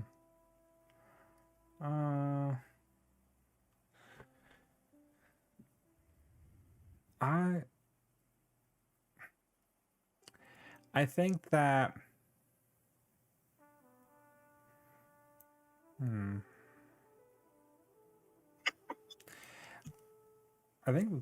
change the game I think might work better because the essentially cacophony of noise was kind of part of the mist. The soul part was still relevant, so Yeah, okay. So to block off the sounds and the noises and just to get like us zeroed in. Sound good, Rob?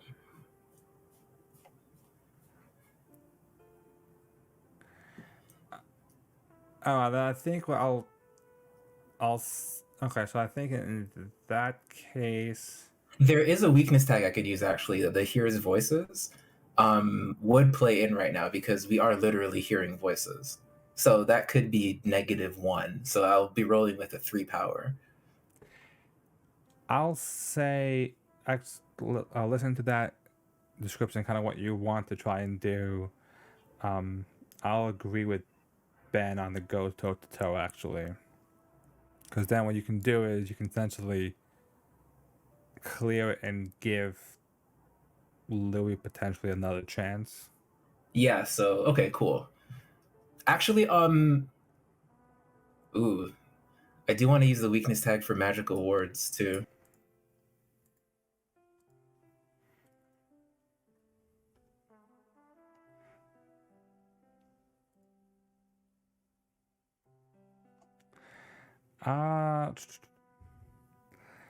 I mean, magical words Doesn't really affect because there are no wards here. Okay, yeah. cool. So I'll just use here's voices. So I'll roll a 3.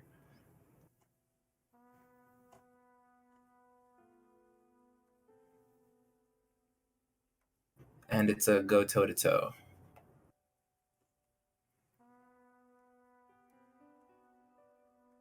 So it's a go toe to toe with a +3 roll.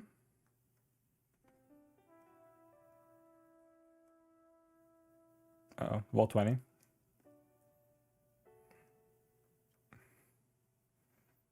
Ooh. Okay, that's an 8. So an 8 mild So I can success. pick 1.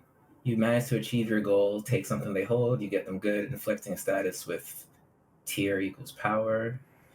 You block or dodge counter their best attempts. So I could choose you manage to achieve the goal. So essentially, we block off the other voices and Darnell sort of calms down.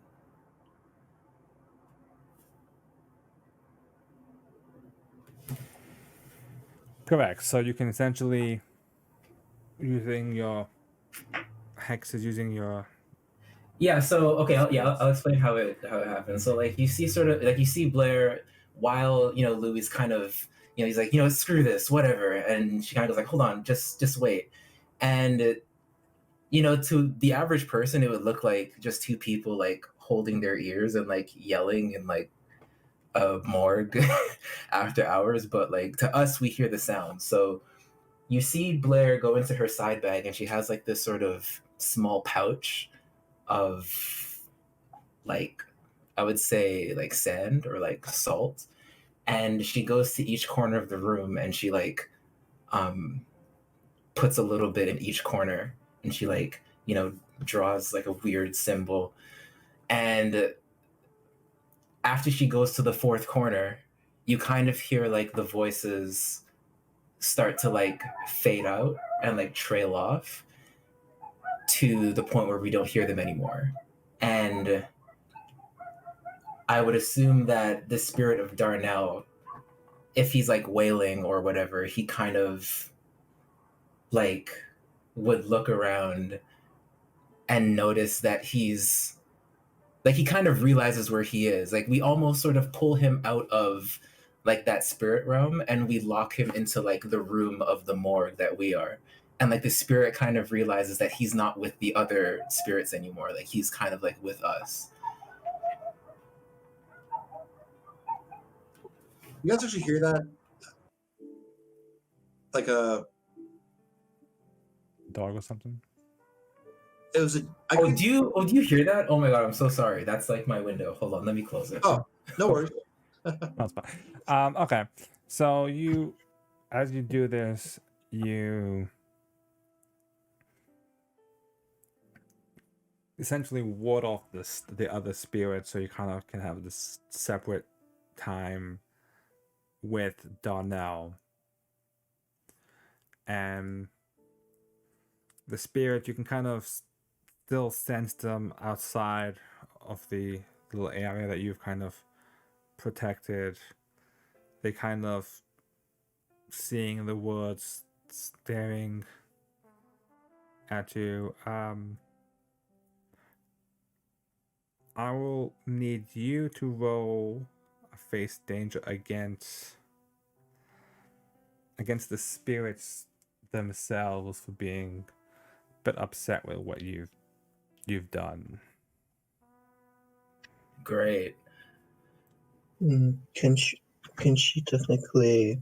She's got still 2 of the juice left, right? No, there's no. I think there's no juice for the go toe to toe. I think it's just. Oh yeah. Yeah, Oh since yeah. I get to That's choose right. That's right. Yeah. Sorry. Face danger, amazing. I don't really have anything to help me with that, so flat roll. Here we go. Hold on, before you do that, is there anything like that Louis could do to like bolster her up a bit? Like, I mean, he is taking Lord of the Dead. I mean, you don't fuck with the king's people. Is there anything that Louis could do to help her out with that? If you have a help point, possibly. I mean, let me check. I mean, technically, if you wanted to, like technically, Blair's the one messing with the dead people. Technically, at that point. I think the way he sees it is, hey, listen, she's with me. Don't hurt her. And I do have a help point. Nice. Which makes it a +2 on whatever I roll because of tight like that. This works out perfectly. Now, do help points get spent? Like, do I turn to a 0 now? Yeah. Okay. Okay, so I'm gonna just roll take the risk, or no, face danger, right? Correct.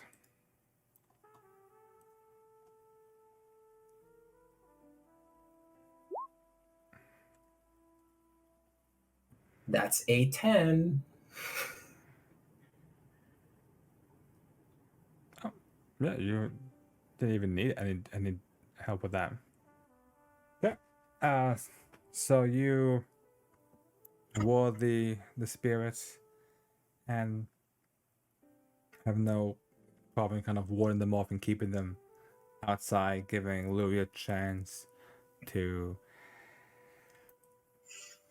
I guess at this point, since the spirit is kind of separate, is kind of here, manifested a bit, you can do a normal investigate. It is still overwhelmed by sorrow.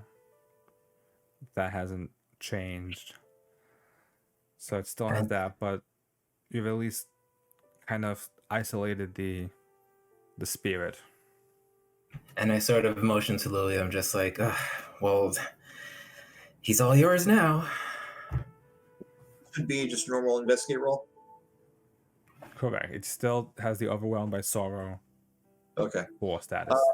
So Louis doesn't do empathy as well as he'd like to, so he's going to have to do kind of a lean on his other personality traits, I guess we'll say. So I'm going to add necromancy, definitely. Ghosts and demons. And this guy was just a suit when he was alive, so I'm the toughest man in the room.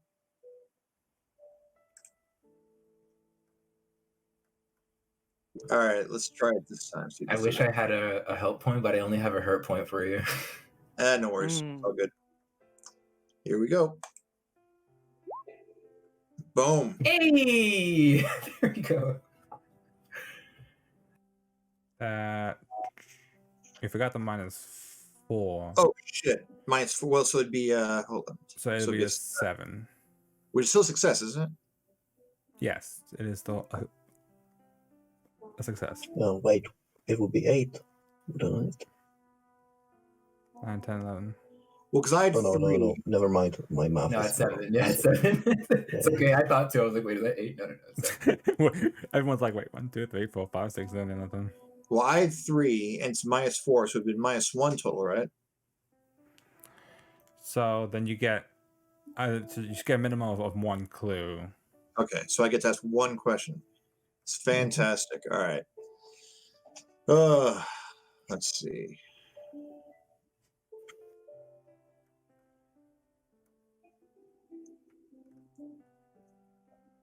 What's the last thing you remember, Mr. Fox?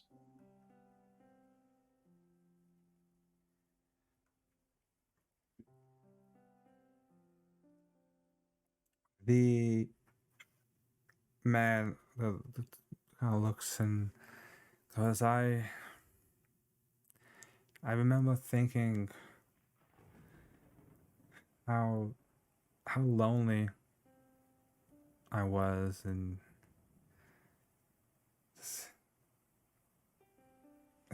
it was just too hard. I couldn't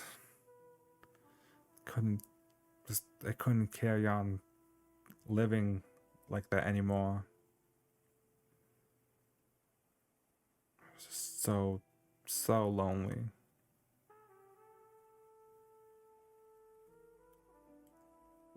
And then you died? He nods, very quietly, very solemnly. Wait a second. You tell me this guy died of a broken heart? That's what it sounds like. Ah, jeez. All right, Mr. Fox, you did what I asked you to do, and it's appreciated.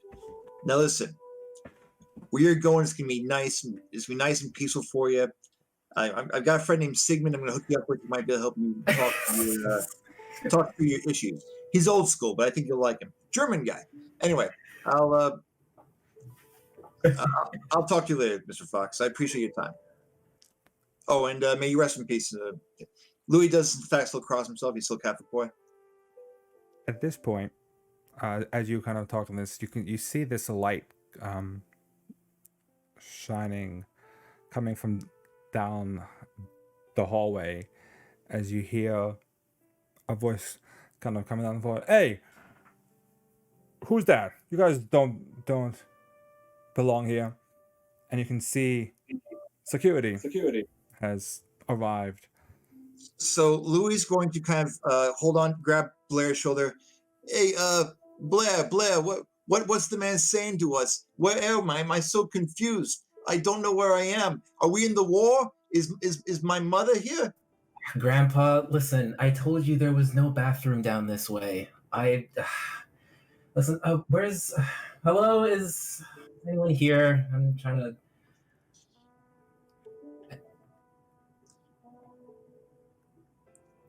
Oh, and I guess I kind of... I notice him, and I kind of go like,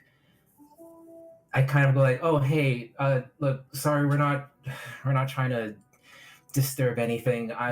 We're actually just leaving. Look, Grandpa, let's just go this way. You see, I told you, we're causing trouble. And we try to make our way to the exit. It's like, is the exit over in this way?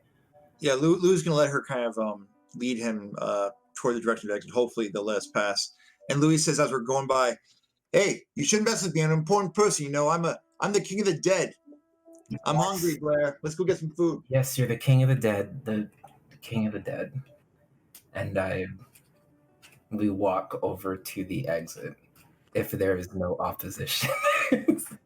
I will say this will definitely I'll say a sneak around, as you're trying to essentially lie and trick the security. So who's rolling? No. I have nothing here that's gonna help. So you want to tell me there's a possibility you Also, don't have to... first of all, can we back up for a second? Did you say you were going to hook this guy up with a friend named Sigmund? Yes, I said that. I like to imagine that, you know, even when we're not playing the game, you know, Louis still has a life. He still meets dead people. You know, he might have met Sigmund Freud. It could have happened. Very possible. Oh no. if you're the god of the dead, I mean, hell, I don't know about you. If I could talk to dead people, wait, you're going to talk to my grandparents? They'd be disappointed. No, I'm going to talk to, You're gonna talk to people that matter. I get that. you know? Yeah. Just laughing that it's Freud, Freud of all people. Oh, well, Louis, now that Louis is Lord of the Dead, he's totally doing name dropping. Hmm. Just be careful with Oh, that. God. Why do I get the feeling there's a possibility that Jake and I will have to bail you out? Well, here. Okay, I Possible. actually think I know what I'm going to do here. Can I, like, as we're making our way out? Actually, no. Never mind. I was gonna say maybe I can like burn my hexes and curses just so I can like make sure that I can, you know, do like a little curse so that he kind of like believes me. But I'm kind of cool with like doing just like a flat roll because I don't really have much to help us in that situation. But I kind of want to see what happens if we do like mess up. Unless you can let me use hexes and curses. How would you use hexes and curses? I want to say that I would like as we're sort of inching out, I would like mutter under my breath a few words, and it's kind of like a low key spell, like a low level sort of hex where his discernment is like impaired for like a brief moment, right? Where he would believe something where he, in an instance where he otherwise wouldn't.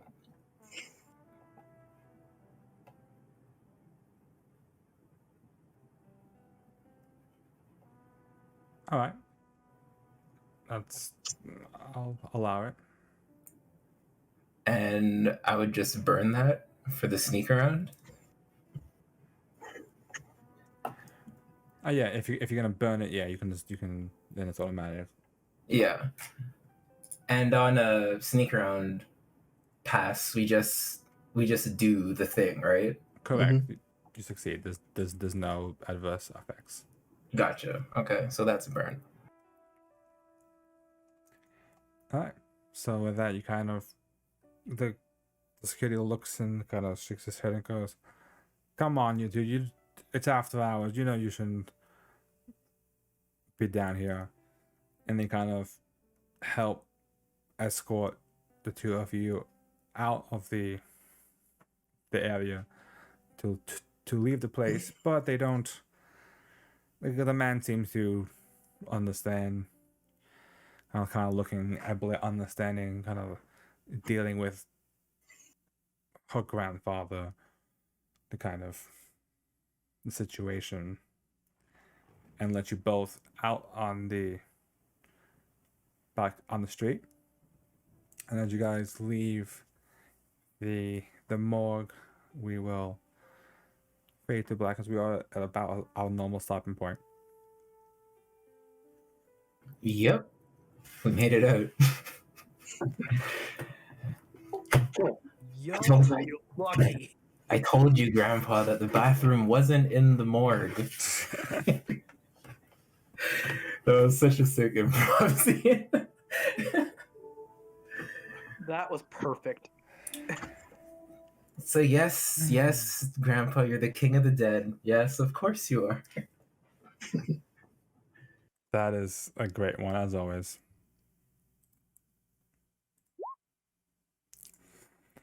So, on that note, we will, as our credits roll, the end of our first episode, let everyone discuss what your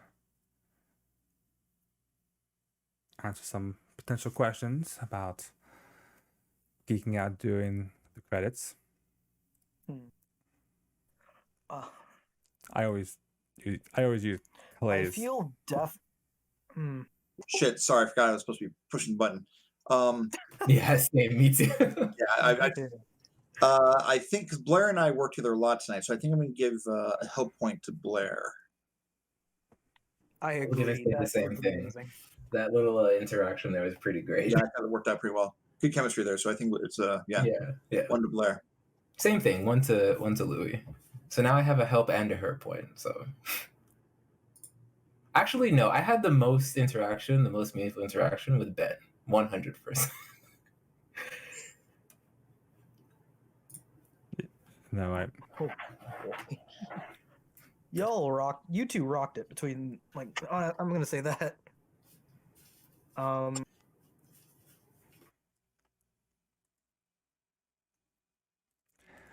like a plan. Good deal. All right. So as our credits come to an end, we will pick it up in 2 weeks with our next episode of our case, seeing where it leads you guys. Interesting start so far. Yeah, good start. Thank you very much, guys. Thank you for running, Rob. Good hearing from everybody. I hope everybody's doing well and everybody's staying healthy. Yeah, same to everyone. And Absolutely. yeah, I hope everything's all right with you, Ben. Yeah, Ben. Hope it all works out for you, man. Yeah, hopefully. Man. All right. Well, everybody have a good night, huh? Yep. Okay. Thank you. Till guys. next. See you around. Till next time.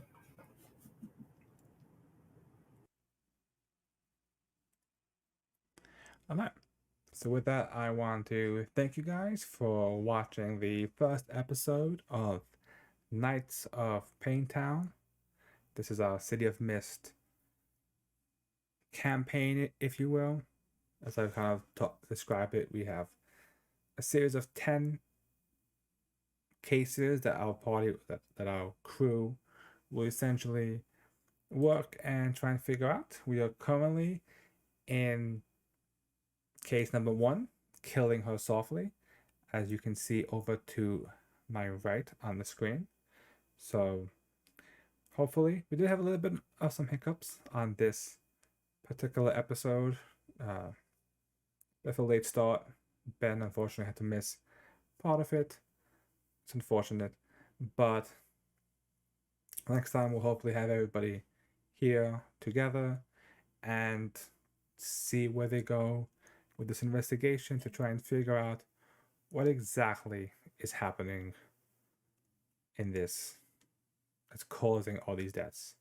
Thank you guys for watching, and I hope to see everybody next time.